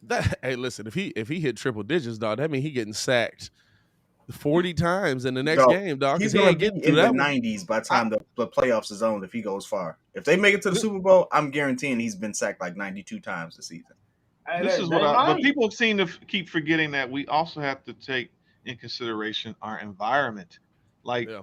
it's going to get cold. If you're winning at home, you got to run. So all this pass, and I know it's a passing league, and we need to I have don't believe that. I don't No, believe but that. we have to have. But the point is they're not being balanced, or at least thinking about it. You have to have a game plan where you're scheming for your talent and also where you're playing. Like, I think that with Justin Fields, you have the ability to do more design rollouts. That's what I want to see. It's Do the not Packers play everything. in the cold? And they lost at home, didn't they? They Yeah, they did, pass but they pass. played in the cold all year. Yes, but my point is that it's all quarterback. It's all Aaron Rodgers for the most part because they don't have a good. They have an average running game at that. If they're They able to got a good run running over game. They somebody, just don't use it. no, it's not. That's not true. They're very average. They've been average at the running for years. And all I'm saying is that if you're scheming, we get it's just being smart enough to win games. I just want a coach that's going to scheme like Bill Belichick is a genius because he's done that where he schemes for his talent. Now this dude now gets the rookie quarterback he got in there now. Yeah. They're going to be flying in another year. I mean, they basically had this year of transition. Next year, Mac Jones is going to be dangerous. Dude, it's like, oh my God, he's basically going to pick up where they left off now. Yeah. So now he got quarterback to run his system. Honestly, this is what I want to see from the Bears. Like, if it was me, Tom Brady retires, I'm going to grab Chris Godwin. That's my first thing. Bobo, get Bobo. Yeah, I'm trying. Then after that, I'm gonna try to use what Dallas did with Zeke and Tony Pollard. I'm gonna try to incorporate that into my game because I feel like Khalil Herbert, the fact that he filled in for David Montgomery and got two straight 100-yard games, and then you just didn't play him versus Tampa. It's just who hadn't given up a 100-yard game yet. It's just wild to me. Yeah. And then after that, I might look at somebody like Antonio Brown, possibly an OBJ. Dude, those dudes are not coming. I'm sorry, who are you looking at Antonio Brown for? Yeah, they're not, dude. Don't even think they're coming. I'm talking about for the Bears? You will still have to make a call. They're not coming. For the Bears? I mean, if you will still make a call. You don't know. I wouldn't make the call because they're gonna cost too much. And you don't have that kind of money right now. You still got to pay Roquan. You miss yeah, but I don't think. Yeah, but I don't think see AB in a. All right, okay, now. I don't see AB playing nowhere but exactly where he said he want to go. He might go out to end up. He might go to Baltimore. Hey, look, AB and A-Rod with Lamar. A-Rod's not gonna be here. No, he's talking about I know, but AB and A-Rod with Lamar. Now we actually can see if he can throw the ball. How much you want to bet A-Rod ends on the Rams? No, I can see A-Rob on the Rams. No, I can see A-Rob replacing OBJ on the Rams. Because you got to pay Von Miller. Because you got to pay Von Miller. It's called creative accounting, baby. They'll figure it out. They not in the negative cap.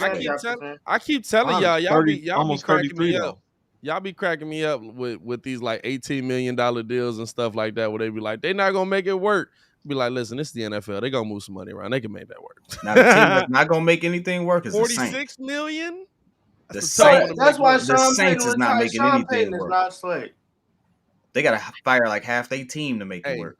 Hey, Sean Payton, I told y'all yesterday, me seeing how the Saints have constructed their team and with them struggling, it all makes sense. Sean was like, now I know why Ryan Pace was trash. He was like, hey, no quarterback? I can't do this. I'm out of here. But you know what? That's another good example of what's going to happen to a lot of like the Tampa Bay Buccaneers. You know, Sean Payton, they absolutely spent a lot of money to keep talent around Drew Brees. Unfortunately, they didn't invest a lot on the right side of the ball, but they absolutely tried to do that to keep Drew Brees, and it cost them. I would they invested money in the D-line. Looking at these free agents, though, the secondary is the problem. I would try to give a 3-year, 4-year deal to Devontae. It's a big. I know everybody's like he's gonna go wherever Aaron Rodgers goes. Chris Godwin is he's a little guy, but I would go for Devontae. Like, you know, a nice big fast possession receiver. You know, that would be to me he's the number one guy for real. Mm-hmm. We know he's the number one guy. Adams comes in with an attitude and a demeanor that is built off of very successful seasons with one of the most accurate and legendary QBs. I don't think he fits well in any system that doesn't have a veteran QB that's proven. I would go after him. And then and then Brandon Sheriff, the Sheriff as the guard. If you want to bring in some offensive line help, other I'm than that, there's not a lot of free agents where you're looking at like, yeah, I'm worried about if you piss off uh Devontae Adams, what happens? I just think it depends on like. So are you guys seeing that they're looking at Jim Caldwell? Sounds like he's the front runner, but I don't know if Well, it's that's the all thing. smoke and I mirrors. think, and I, the the people whole keep saying thing, Dan Quinn is. the whole thing You that know, the whole Oh thing that no, we him, brought up him was and Dan, that him and Dan it's Quinn. the whole thing that we brought up is that they're going through their second interviews with the Bears, but they're going through their first interviews with Ryan Poles. Right. Ryan Poles may not like none of these dudes. That's true.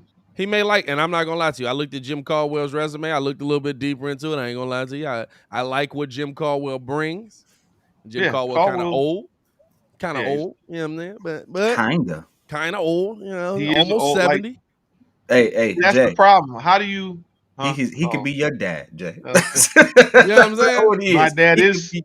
actually, yeah, yeah. He Hey, could. well, we don't really know. He could be Joe could be 70. He could be 25. We're not sure. Ball I mean, black Joe guy. got the LL Cool J treatment going on. Like, you Hey, know what I'm fam, saying? he's Like basically Pharrell. He's like, basically Pharrell. he out there getting younger every year. We try to figure out what the heck I'm doing wrong. Hey, the Like, only Thanks, time you fella. know Joel is older than you think he is when you show him when he show you pictures of him where he still had like a fade. You'd be like, oh, hey, you used to have a fade, but like when you see this bald black dude, it's like he could be 22, he could be 107. We don't know, but wow. I was gonna say with Caldwell, I don't want someone that. I mean, I want someone that's gonna be there for like 10 years. You know, like or at least that's the for thing. a run. That's what I said. I was like, I don't know if I want a head coach that. I mean, let's be real, like. In 3 years, he's Coaches coach into retiring. their 70s, but like real life stuff be happening. Like like everybody's like, well, Bruce Arians is old. Bruce Arians has had multiple heart issues. Like, I don't want. Yes, he's won a Super Bowl. Bruce Same, Arians is not a healthy individual. He is down same in the thing with Crown Andy Royal. Reid though.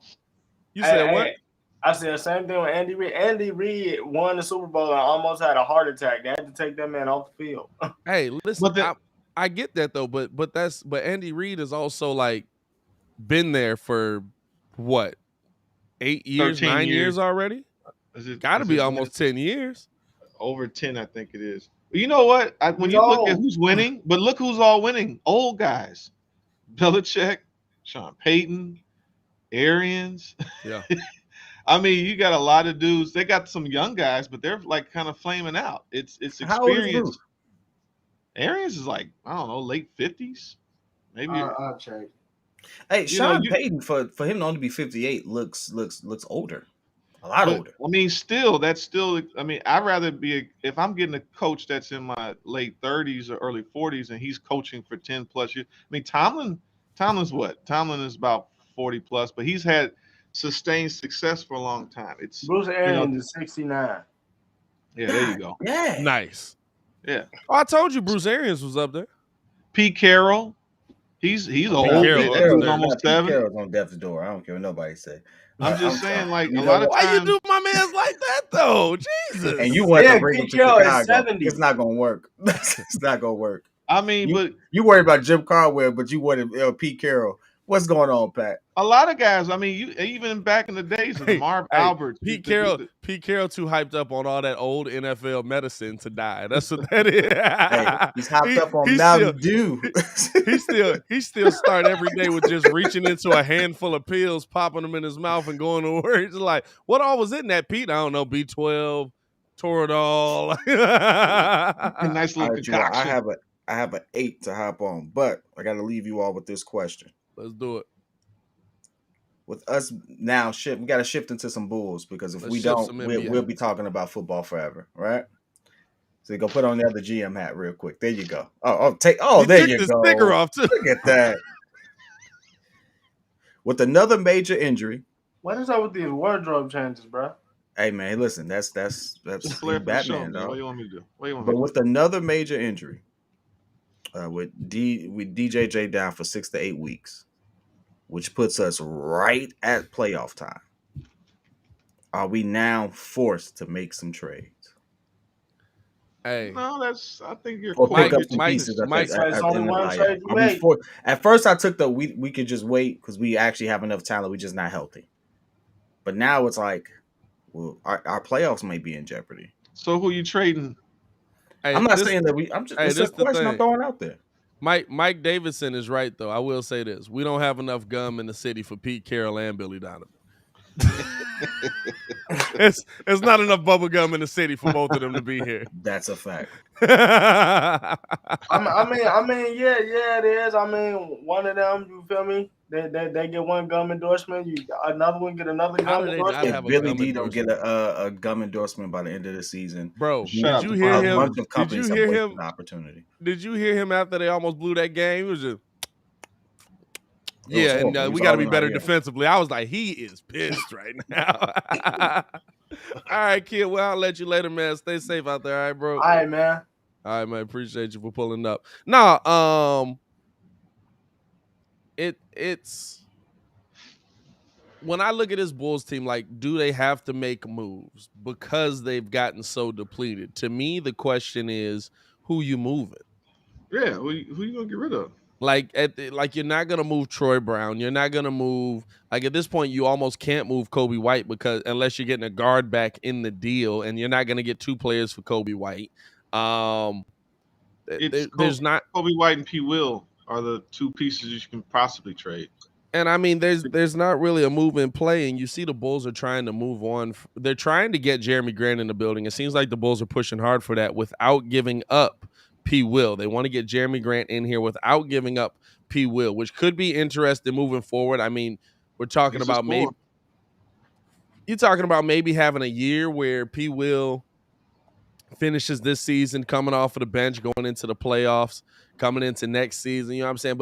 But you also got to look at the fact that DeMar's 32.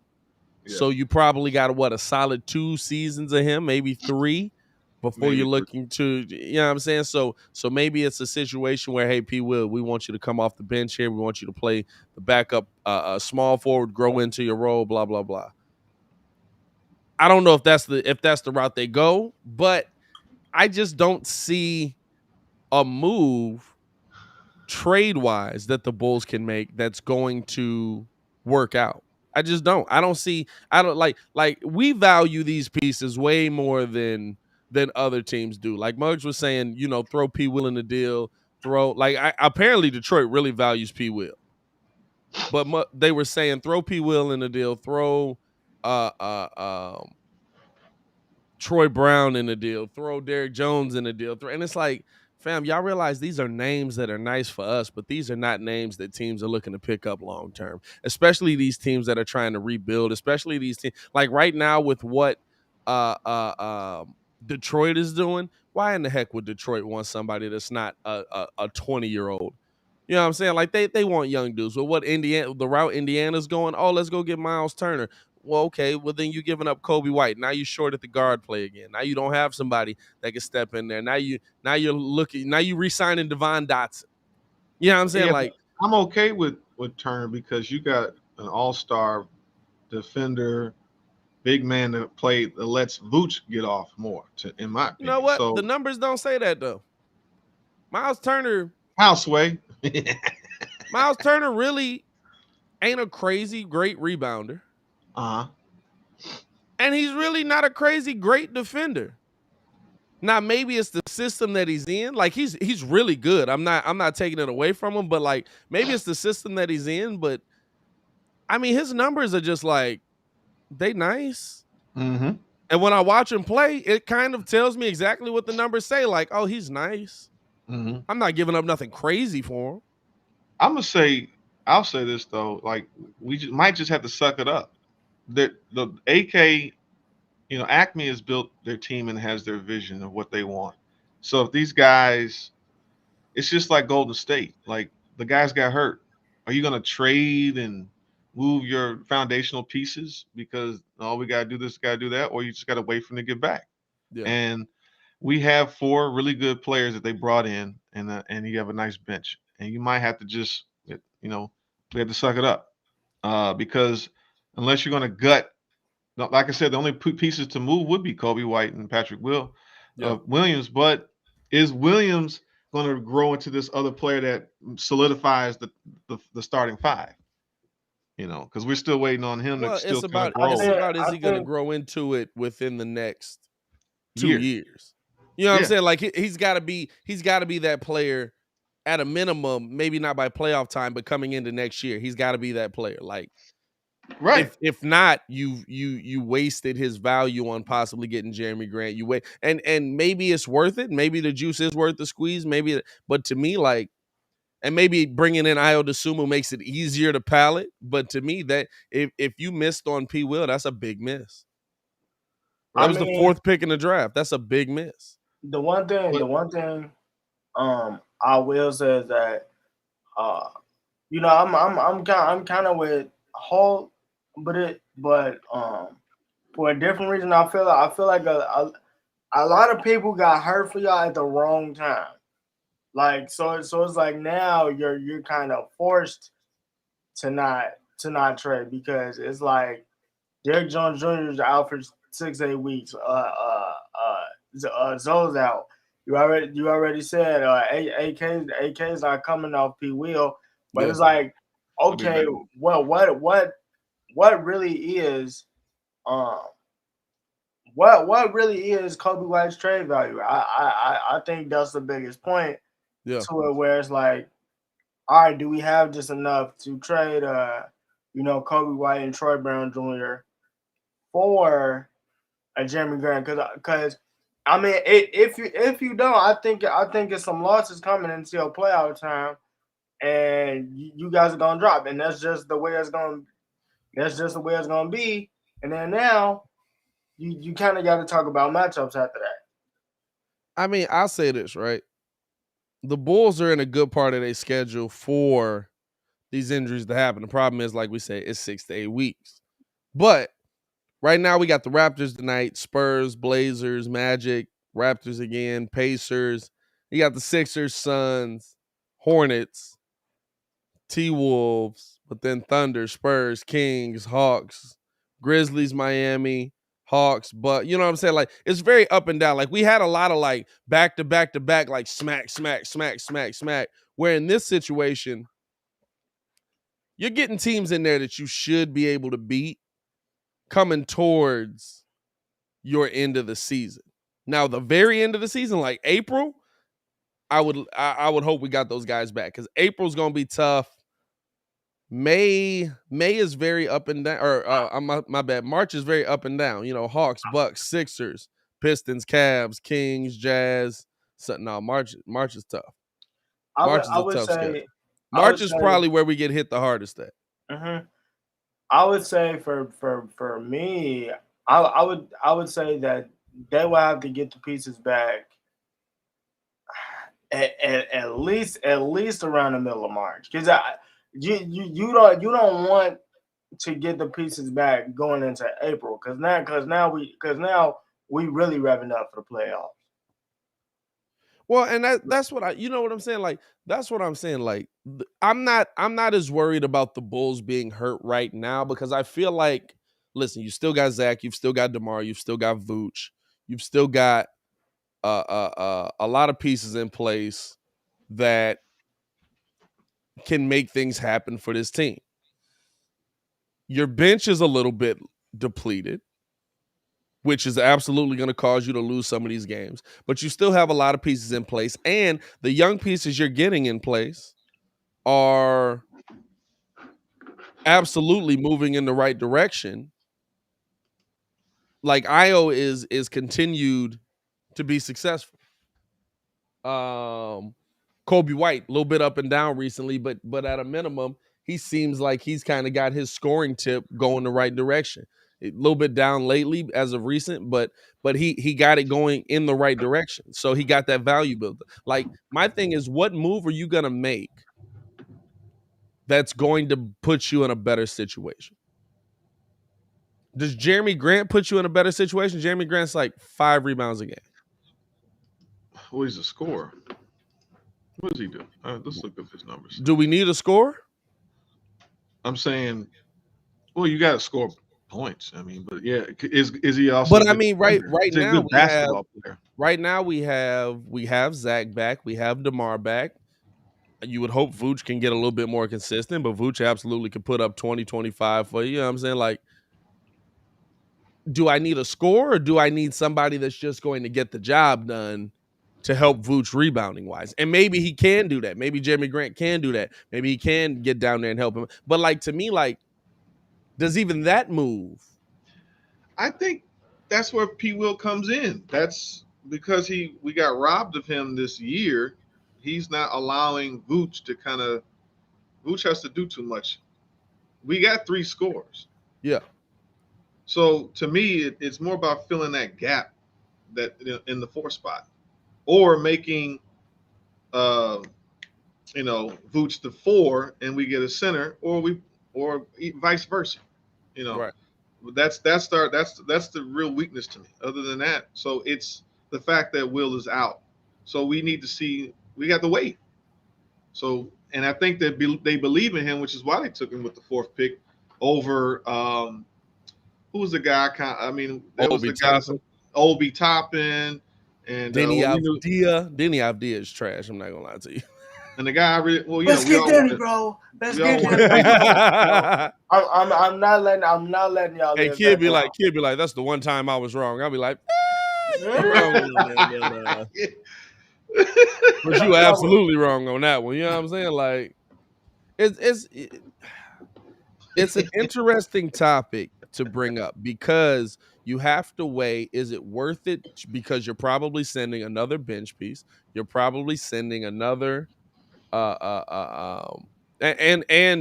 probably sending multiple bench pieces, and hopefully not P. Will, but probably somebody who's of value to your team scoring wise. So probably Kobe White or something like that to get a Jeremy Grant or to get one of these big name play. Is it worth it? You're at that point. Like, I think you would lose more games trying to figure it out while having Jeremy Grant in the building than you would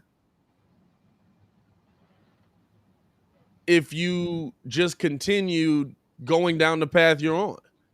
Because at a minimum, this team knows how to play together. You've got Javonte back. That means you can move a couple of pieces to the bench. That means you can move Kobe White back to the bench. You can have Ayo Dosunmu play the point, Zach LaVine at 2, DeMar at 3, Javonte at the 4, Vooch at the 5. Javonte absolutely helped Vooch out down low. Even if it's just a little bit, he absolutely has a help to Vooch down low. You know what I'm saying? Like, at least then, like, this team has played together. This team is used to it. I don't know if now when healthy, is this a championship squad? To me, yeah. It's a team that can contend for a championship. We might just have to sit and shut up and take it. Like, let them grow. And this is the team. And that's all there is to it. It's like, because you're right. Do you basically compromise the continuity of your team by trying to make a stopgap fix? Because those guys, Acme, look, I believe in Acme. I wish Acme could run the Bears. They got a plan, and they got it in 2 years. No, 1 year. No, 1 year. No, 2 years. They drafted P. Will, and then they had this amazing, free agency period where they rebuilt the team in 2 years. Right. So let them just look. I wasn't even high on P. Will. I'm like, why did he take this dude? And he started to look pretty good, even in his rookie year. So I think we just got to sit tight and let them see their vision through. Yeah. I mean, and the thing that I said when he first broke his wrist, was that, I mean, look, we lost 2 players on flagrant fouls. That's crazy. Like, we see in the chat. Nah. I thought P. Will tried to yam. Nah, P. Will tried to yam somebody. P. Will tried to yam Mitchell Robinson, but Mitchell Robinson he grabbed his wrist and took him down, and he landed on his wrist and fractured it. Why are these dudes over here grabbing people's wrists, man? A Grayson dude. Mitchell Robinson was actually going for the ball and just blocked really hard and took P. Will with him, but Grayson. It ended up being Grayson's a whole different story after that dude. But say I don't know about Batum as a power forward. I thought he was more of a 3, anyways. Yeah, Seeing some of the stats, nah. Batum was decent at first. I thought because So I I mean, thought he was stealing money for a long time. do you But wait? Do you just wait then for the buyout market?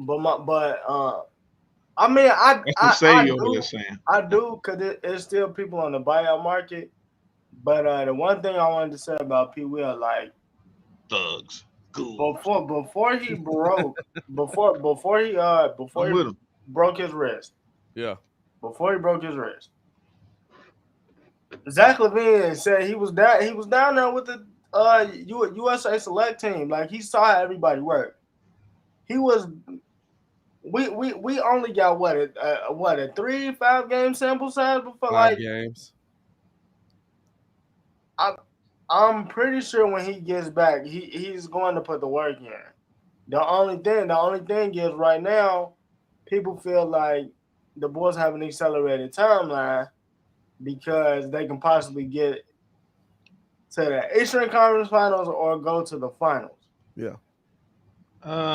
Because you do have the Bulls, the players themselves accelerated the timeline. I'm right? putting them into an Eastern Conference, definitely. But yeah, no, I said, hey, the one thing I told Pat after they played the Bucks, I said when they make it to the Eastern Conference Finals and they get these 54 wins, I want you to run my tape back. No, you called it. I give you that. I want you to run my tape back. Your 54 wins might be in jeopardy. I ain't gonna lie to you. It's a lot of injuries. Injuries.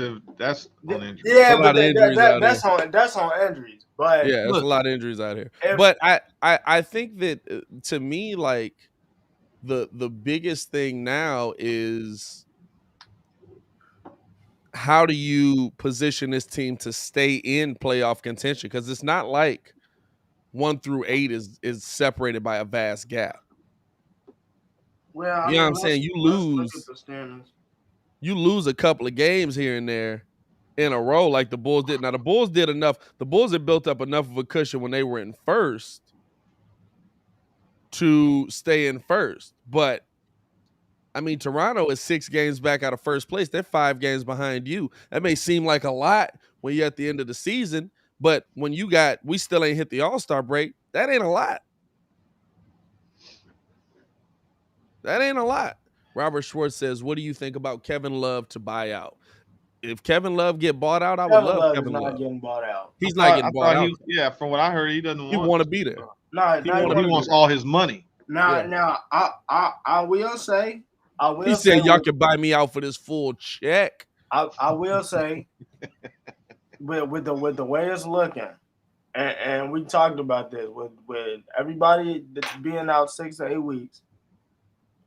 Yeah, I'm looking at the standings right now. The Bulls could possibly be looking at a 4-5 matchup with Cleveland. Hey, I said this though yesterday. I said this I think I said it on Twitter when we saw the Derrick Jones Jr. news. If the Bulls should be pretty much back to healthy before the playoffs, hopefully sometime in April. P. Will should, if all the timelines kind of line up, which I think they will. Lonzo should be back early April. P. Will should be back sometime in April. Caruso should be back sometime in April. So you still get a slate of games there. How pissed are you if the Bulls fall to like 6th or 7th, and then you got to play a fully healthy Bulls team in the first round? you're like if I'm Cleveland, it's like Miami first round just trying to coast through. They get the number 2 seed overall, and it's like we got to play the Bulls though. Right. But at that point, we gonna be healthy. So what you talking about? I mean, as long as you get in, it don't matter. As long as you in, well, we gonna win. They're going to the playoffs regardless. What are you talking about right now? Like, but they just made an easy first round. You know what I'm saying? Like that. That's like that. That's how I look at it. Like you think you're getting this easy first round. You think you're getting Charlotte, or you think you're getting Toronto, or maybe Boston sneaks back in where you can cakewalk through them, and then you get the Bulls. Like you got to do a hard fought first round and then try to make the finals. Like that'll make must be mad than a mug, dog. Like, I really think and I'm not gonna lie to you, like the difference between second and sixth is a game and a half. Mm-hmm. Well, it's close right now. I mean, you still got Hey, I wouldn't want to. I right wouldn't now. want It's to all be this is four. all just conjecture. You don't know. And it will. The thing is, who says they're going to take a big drop? There's going to win. They're going to win games. It's not like everybody's going to just, you know. There's nights where they're going to win hands down easily, and there's going to be challenges, you know. So you still got Zach back. You still got Vooch. It's not like we still got a 30-point scorer and a 2010 guy on the floor. No, I agree. I agree. That's why I said like, do you make but here's devil's advocate. This is probably what the side the kid would play. Do you make the move because you have those guys, right? But So not if you you're got not Zach, if you're you've got DeMar, sacrificing. you've got Vooch. Can you make the move because you have those guys already in place? It just depends. I mean, what's the vision of are those guys that the sacrificial lambs that we have? Are they trade pieces? Thank you, Kobe White, for doing what you're doing because we needed to see. So now we can move you because we do have AO, you know. Yeah. I think Paul Millsap, is he a free agent or what's going on with Paul Millsap? No, more than likely he's gonna get bought. He's gonna He get gonna get bought out. They talking about finding him a team to trade for, but ain't nobody trading for a 36-year. Him and John Collins. Him and John Collins are looking for new roles. John Collins is the one that confuses me the most because it's just like, dog, y'all just came off Eastern Conference Finals. Like, now you complaining about your role? Like, what is going on? Hey, dog. If John Collins ain't getting bought out. Ain't no way. And ain't no way. You took the money. Ain't no way. It's too much money. Way too much money. Way too much money. I wouldn't want John Collins because of that contract.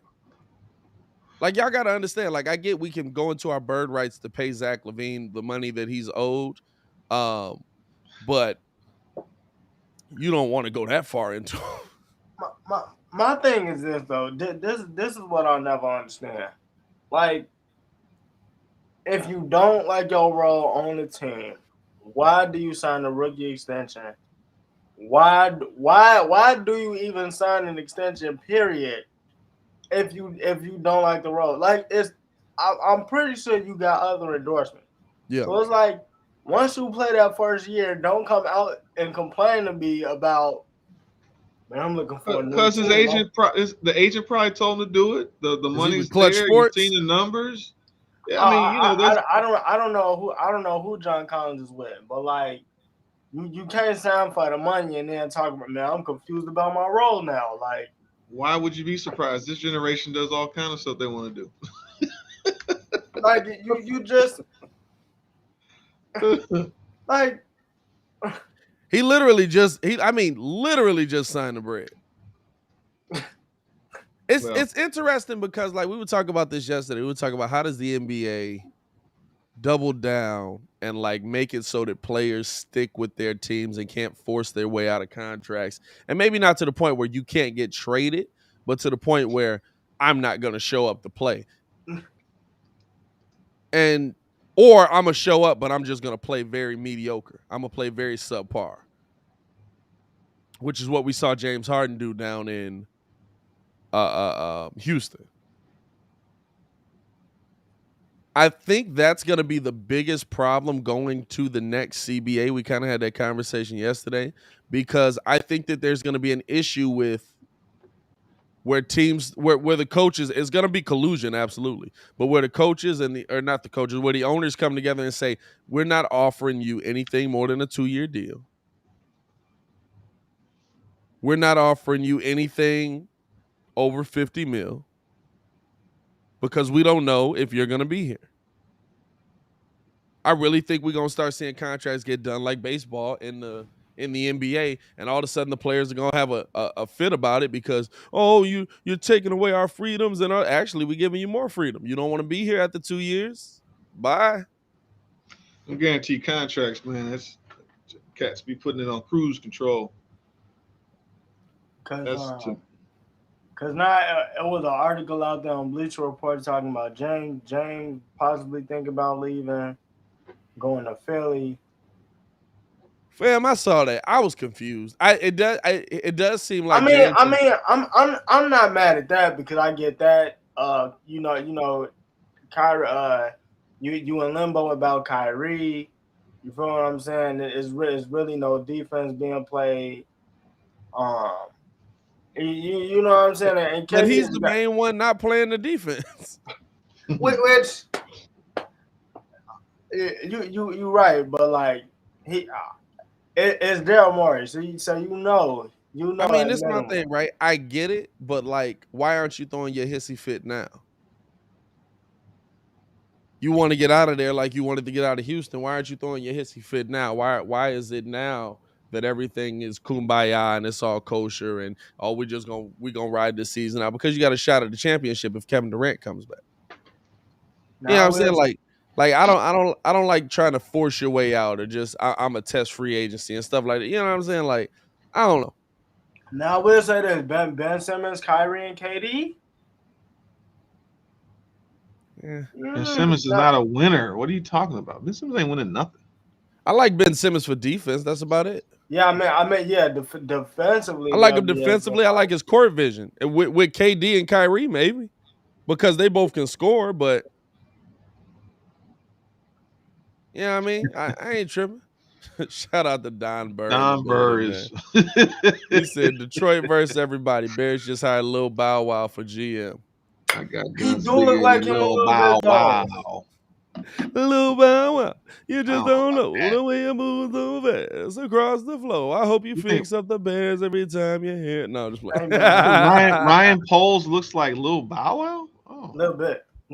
It's he looks like he looks like J. Cole. He looks like a young J. Cole. Come on, Pat. You know how this go, dog. Hey Joe, you know how this go, dog. Any light-skinned black dude looks just like another light-skinned black dude. Like listen, like J. Cole. A young J. Cole. I was Morocco Brown brother for a week. No. Time out. No. That's your evil twin. Everybody listen, I'll say this. Somebody tweeted me the other day and was like, hey, he kind of looked like Pat now that Pat got a haircut. I was like, dog, every GM in this mug look like me. Like I'm just the go-to prototype for GM, I guess. Yeah, but no, he looks like a young J. Cole when he first came out. J. Cole would, I can see that. Yeah. When J. Cole hits you with and I ain't never did this before, no. Right. Yep. I ain't never did this before, no. Nah, it's gonna be interesting to see what our teams do here, especially at the trade deadline, man. Because to me, like, we've been talking trade deadline for so long, and it's coming up. It's what, February 10th? He looks like Omar Gooding. He looks like Omar Gooding. Can I do a side by side of this? Like he looks just like J. Cole. Nah, dog. No, dog. The Bears GM looks like Omar Gooding, bro. Just a little lighter. Hey, can I share my screen? Can I share my screen on it? Hold on, let me pull this dude up. You should be able to. I don't know if you can or not. We'll see. I don't know if y'all got a picture of Buddy, but let's see images. Mike Davidson said Pat's still Morocco Brown, brother. Man, I ain't buying it. Pat low-key got an interview. Y'all just don't know, man. But I got the interview for completely different reasons. I just told George get his life together, man. There we go. Nah. How do we share? Can I share? What's this? Hit that middle one next to the camera. It should say share screen. Yeah, hold on, I got it. Unless you don't got it. I have it. I have to approve it. Let's see. Well, this is great for a radio show. By the way, we appreciate you guys for tuning in and rocking with us, man. Hit that like button, subscribe to the page, man. We do this every morning, Monday through Friday, 6 to 9. Joel is like froze on my end. Oh man, I have to jump out and do it. So whatever, because I haven't done it yet. It's all good. Oh, okay. Don't worry about it. Or just send me the picture. Send me the picture. I can put it up there. But yeah, there we go. The thing for me that I'm looking for the Bulls to do is just keep competing. We saw Javante come back. We saw the Bulls end up losing that lead. We saw, you know what I'm saying? You got to keep competing. And I think I think they did a better job of that OKC game of not letting them come back. You know what I'm saying? They do get back into the game, but you don't let them get the win. That sometimes it's like I said, sometimes you just got to see the ball go in. That was the Bulls seeing the ball go in. That was the Bulls seeing the ball go in, and I'm hoping that it'll start something moving in the right direction. Because to me, like if we get this win tonight, if we can find a way to get this win tonight, and we can look ahead at that game as well as the Bulls take on the Toronto Raptors. Joel Holt. That's Joel Holt. That's the super called me producer, this. Joel Holt. Super producer Joel Holt. Y'all silly, man. But no, like I look at like looking at tonight's game, Bulls versus Raptors. You can't say, oh my God, the Bulls are the much better team. If the Bulls get tonight's win, do you think it sparks a little streak as this thing continues moving forward? Possibly, but you know the Raptors are one team. You know, not to sleep on. Not to sleep on. The one thing that I will say that the reason why I get the Bulls the wins because the Raptors played last night. Dang. Hey, it's wow. Show it. Put it on Hold screen. on. I got to get it up here. I'm not gonna lie to you. Hey, is Joe froze for you? No. He froze on my side, but he not froze out in the world, so that's all that matters. Oh, no. Yeah, I see it. I see all you guys. Wow. Hold up. Did I add that mug in there? I don't know if I even put it on there. That's kind of creepy. That's up, man. I'm trying to tell you. Hey, I got so much more faith in him getting the job done now, though. Let me see it. Share the spirit. Hold on, let me pull it up here. I've got so much more faith in him getting the job done now, though. Like he might go real reclusive on us and like, hold up. That is too funny. I really do though. Like, hold on. That's kind of crazy.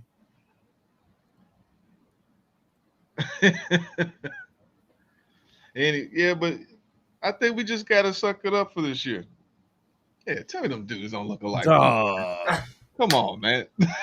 Dog. I told you, he look like a young J. Cole. That's kind of crazy, dog. Fam, they definitely could be brothers. She was like, have you ever GM before?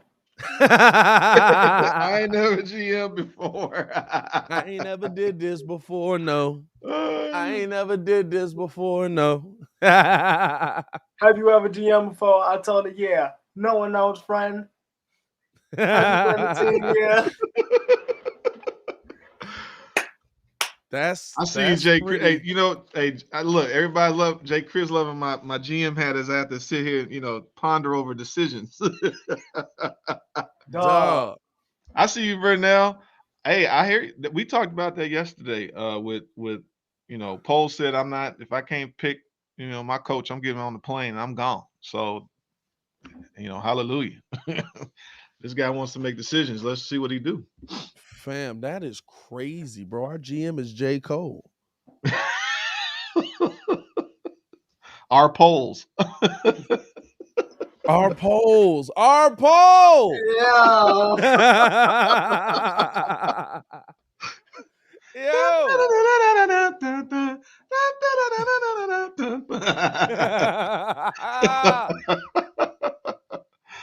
That's hilarious. Wow. They're probably close in age, and he's 36, right? How old is J. Cole? Hey, yo, they might. Hey, mom's got some cousins. explaining to do. Hey, I'm not gonna lie to you. Hey, they might be the same age, dog. Yeah, they might. I think they're close. Hey, Pop's got some explaining to do, bro. They might be the same age. Oh, they the same age. They the same age. He 36. I think that's his cousin. Stop. Dog.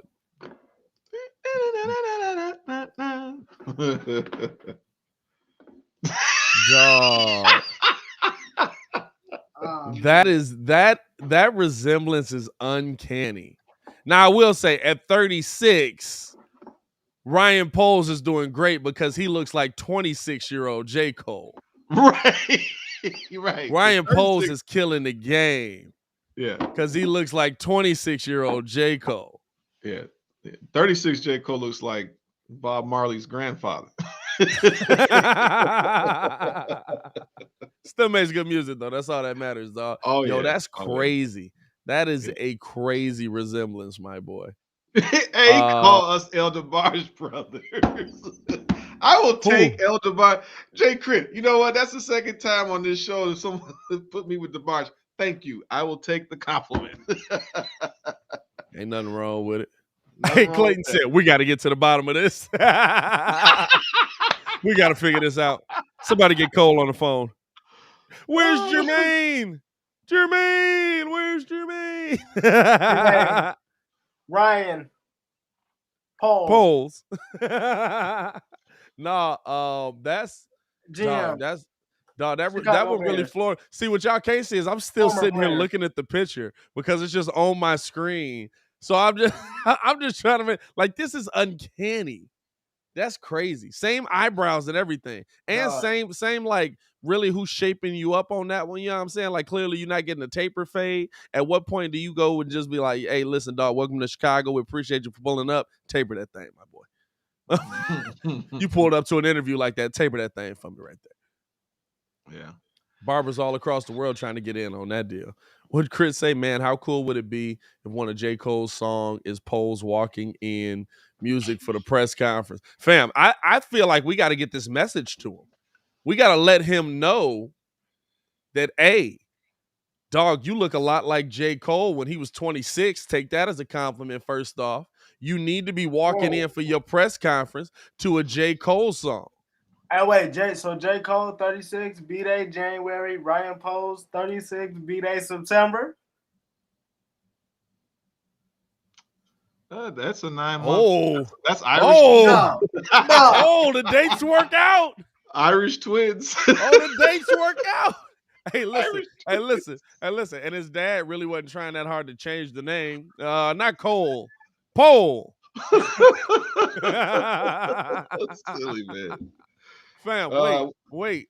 So if he walks into a J. Cole song, what song does he walk into to get you hyped? Or ATM. No. That's my joy. No, I think he got to walk into the do you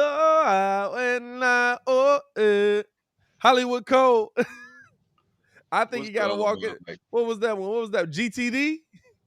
What was it? GTOD? Yeah. You know, man? Yeah. Hey, he walk into that. I ain't gonna lie to you. We all fall. Read it up. No, applying pressure. Applying pressure, yeah. Applying pressure.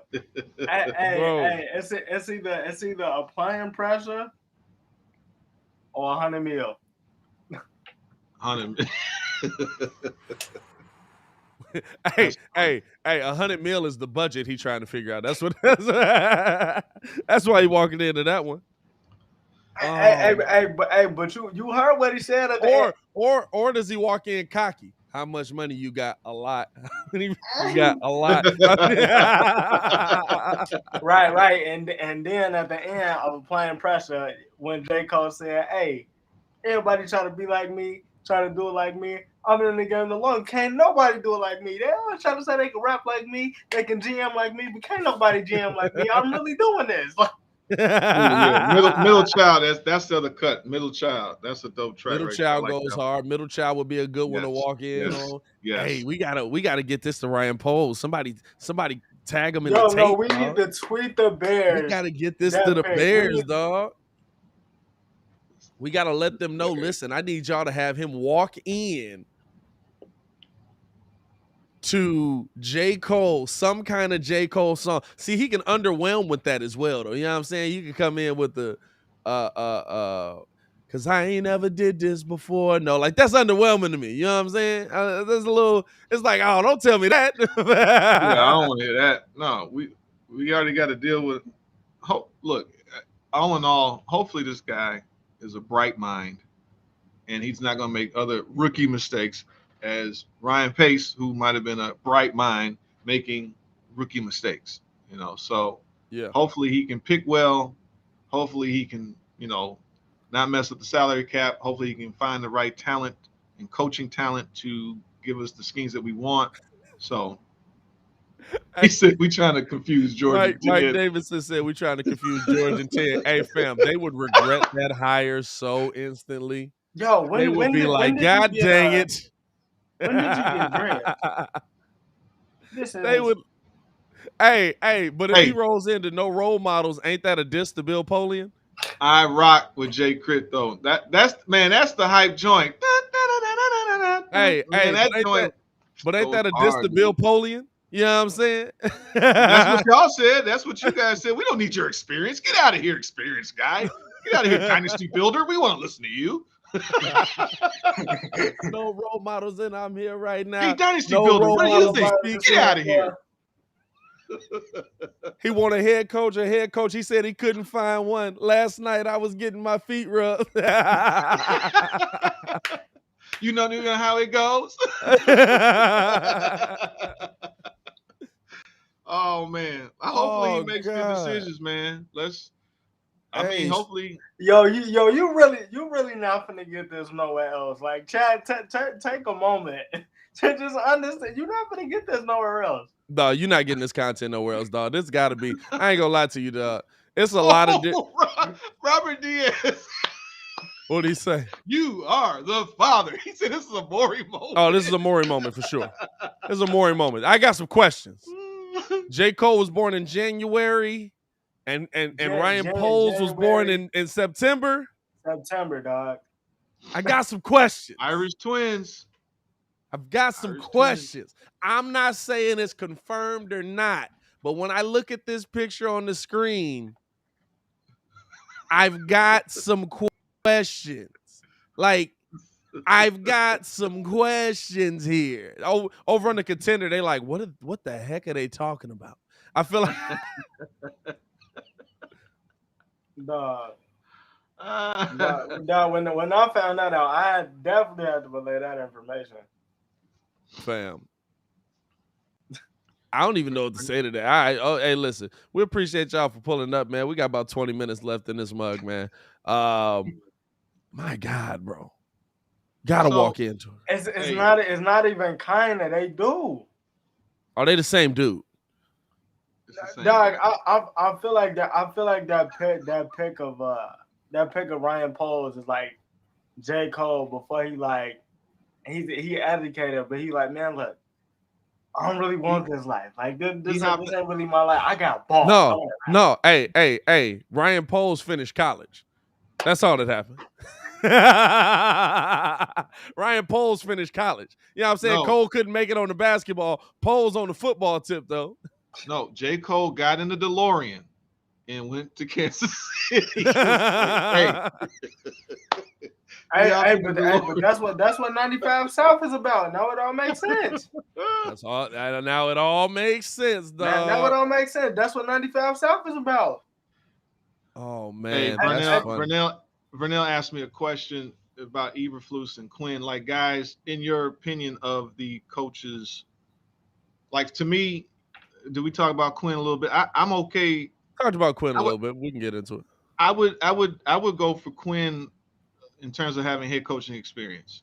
Eberflus, I'm over the new head coach thing.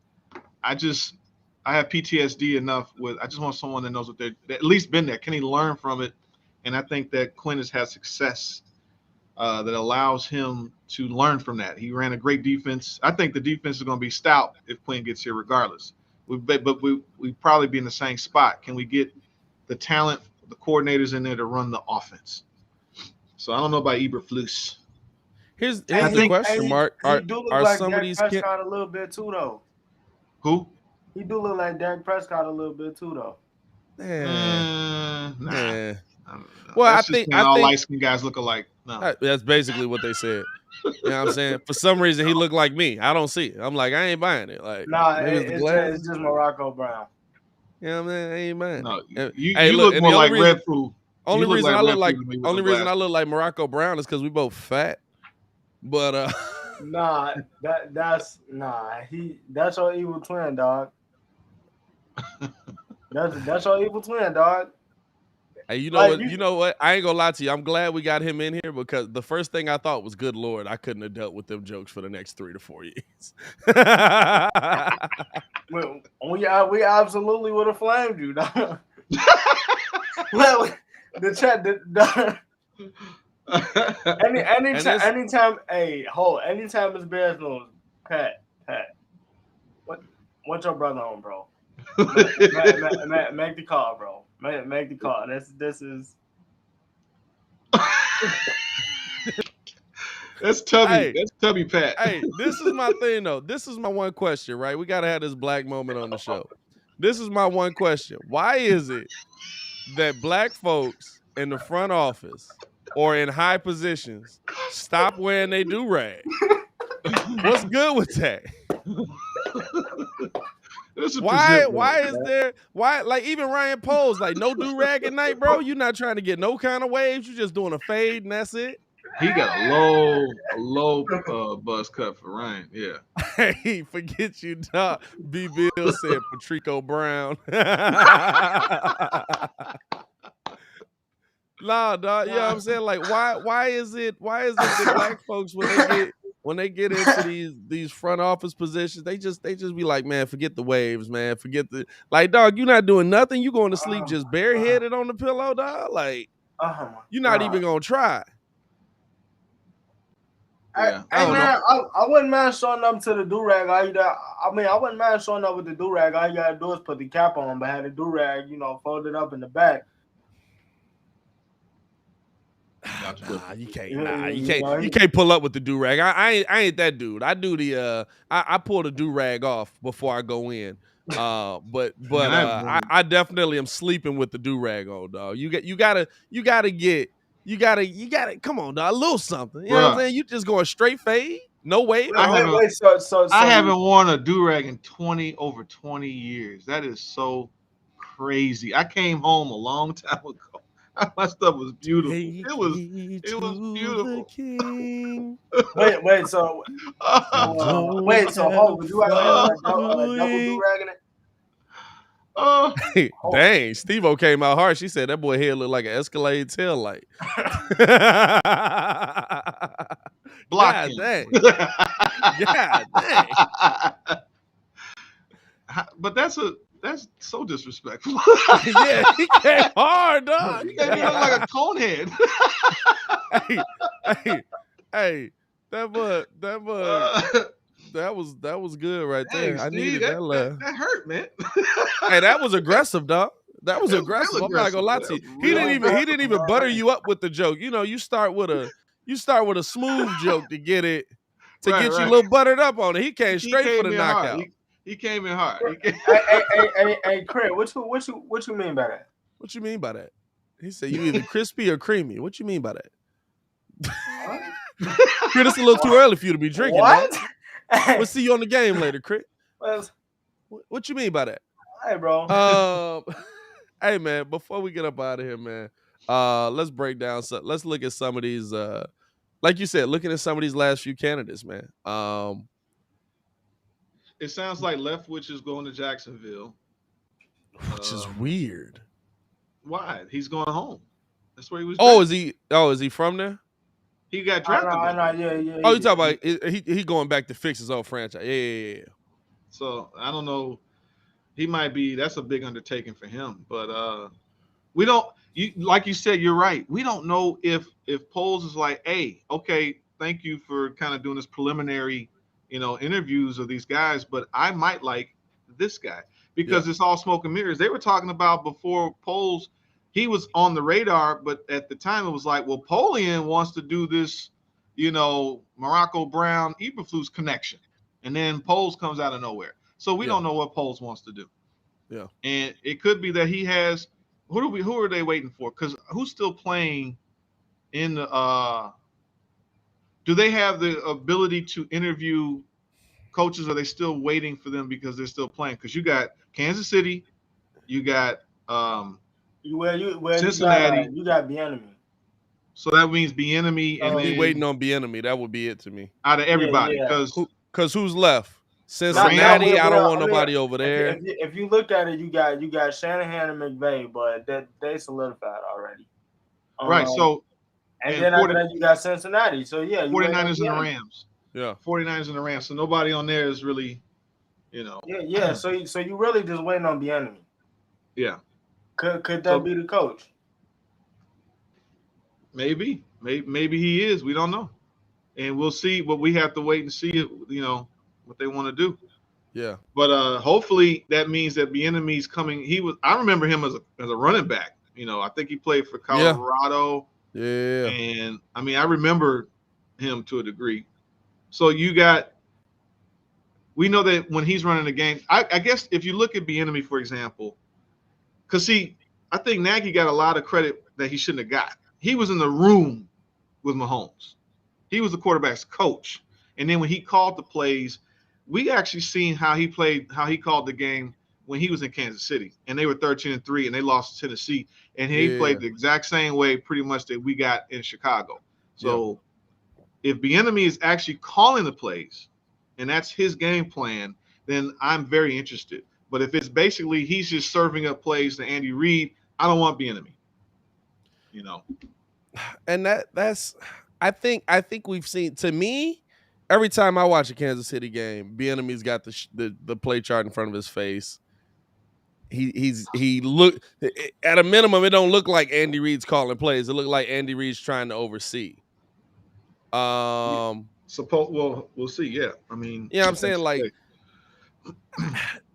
but I mean, this is the thing, right? Put my GM hat back on. Sorry, this is the thing, right? Like, if that is the case, we've got the guy who knows. Right. If it is the case that Bieniemy's just not really calling the plays, that Andy Reid's doing the play calling, we've got the guy who knows. Right. And honestly, I'm gonna be real with you. If this situation pops up and Bieniemy doesn't at a minimum get an interview here, that could hurt Bieniemy long term. Yeah. Because a lot of teams could look at him and be like, well, that dude was in your organization and he would be the one that would want you the most, I would think. Right. And he didn't talk to you. That could hurt Bieniemy long term. Now, Dable is a guy bringing his own offense to Chicago. Well, he would be bringing it to Chicago. But Dayball's a finalist for the Giants job. Yeah, but he hasn't signed yet. Yeah, I know. I was just saying, him and similar skill set. So if I'm gonna bring in Dable now, my thing is, just because you're a great offensive coordinator, does that mean you're a great leader of men? Will you, like Pat said, I love it. Can you bring in the team, the coordinators and the team to help coach? Because he made a very good point. Dan Quinn was fired not because he was just losing the games. He got fired because he did not replace his coordinator and took the whole offense and left. And now they were nothing. He got Steve Sarkisian from Alabama, and they basically were downhill ever since. They ain't been right ever since Shanahan left. So do you bring in a guy like Dable who has an offense, or does Caldwell or any of these guys, do they have a system that I need you to run? This is what we want to do. This is our identity that we're going to run. Yeah. So West Coast offense is very commonplace. Everybody's typically running a West Coast offense. And so are you going to bring in a guy that's like, this is the type of system we want to run? Now, this guy might run it better than others, but we are keeping this terminology, this system in place. Peyton Manning, for example, he was atrocious his rookie year, right? But he's still the guys. He basically mastered and learned that offense that Howard Mudd and I can't remember the other guy, those two dudes. But he took that offense, mastered it because he took that same offense and ran it in Denver. Yeah. Which is why you had to discredit Adam Gase because it's like Peyton Manning is his own offense. Bro, like he was the one that was making all the checks at the line. Well, like, I'll say this. I can't discredit Adam Gase as a coordinator because he came here and made Jay Cutler good. No. Why did people say that? Bro, he was not good. He made him average. He made him stop throwing he made him stop throwing turnovers. He was still throwing touchdowns. Good. He was good. He was never he was threw like 16 good. touchdowns to 16 interceptions instead of 25 interceptions. He wasn't good. Matter of fact, let's look up the numbers. He was just better because that's the best that y'all Jay had. Cutler, that's the season Lovie Smith ends up getting fired, right? He was just no. Adam Gase got here because of John Fox. No, John Fox was not here with Adam Gase. Yes, he was. No. Yes, he was. He wasn't with Lovie. Lovie couldn't get an offensive coordinator. They had to do stuff like, we got a passing game coordinator and a running game coordinator. What's that big dude from Minnesota? It was a big giant guy. Yeah, I remember that. No, he brought Gase with him. I'm telling you. Because Trestman. I don't think so, dog. Okay, I could be wrong. Yeah, nah, Pat. I think he was there with Lovie because I'm pretty sure that's the year they went 10-6. Then Lovie got fired. Adam Gase wasn't here. No, Adam Gase got credit for Peyton Manning. Yeah, Mike Tice. He got credit for Mike Tyson. Mike Tice. Yeah. Hey, that's what I heard too. I'm like, yo. Oh, he was with Trestman. Wow. For some reason I didn't even put that together. Yeah, I'm telling you, Gase was with Fox. He brought him over here. Either way, the point was that Jay Cutler was there. Where's Fox? Yeah, Jay Cutler. There you go. That dude threw for where he at? Interceptions. He threw 11 interceptions with 21 TDs, 3,600 yards. So I mean, it was good. They went 6-9. Good. They went 6-9, dude. They were right. But he's not. Yeah, that defense was trash though. He wasn't great. Jay just wasn't a leader. Jay never was a leader. And everybody on that team says that.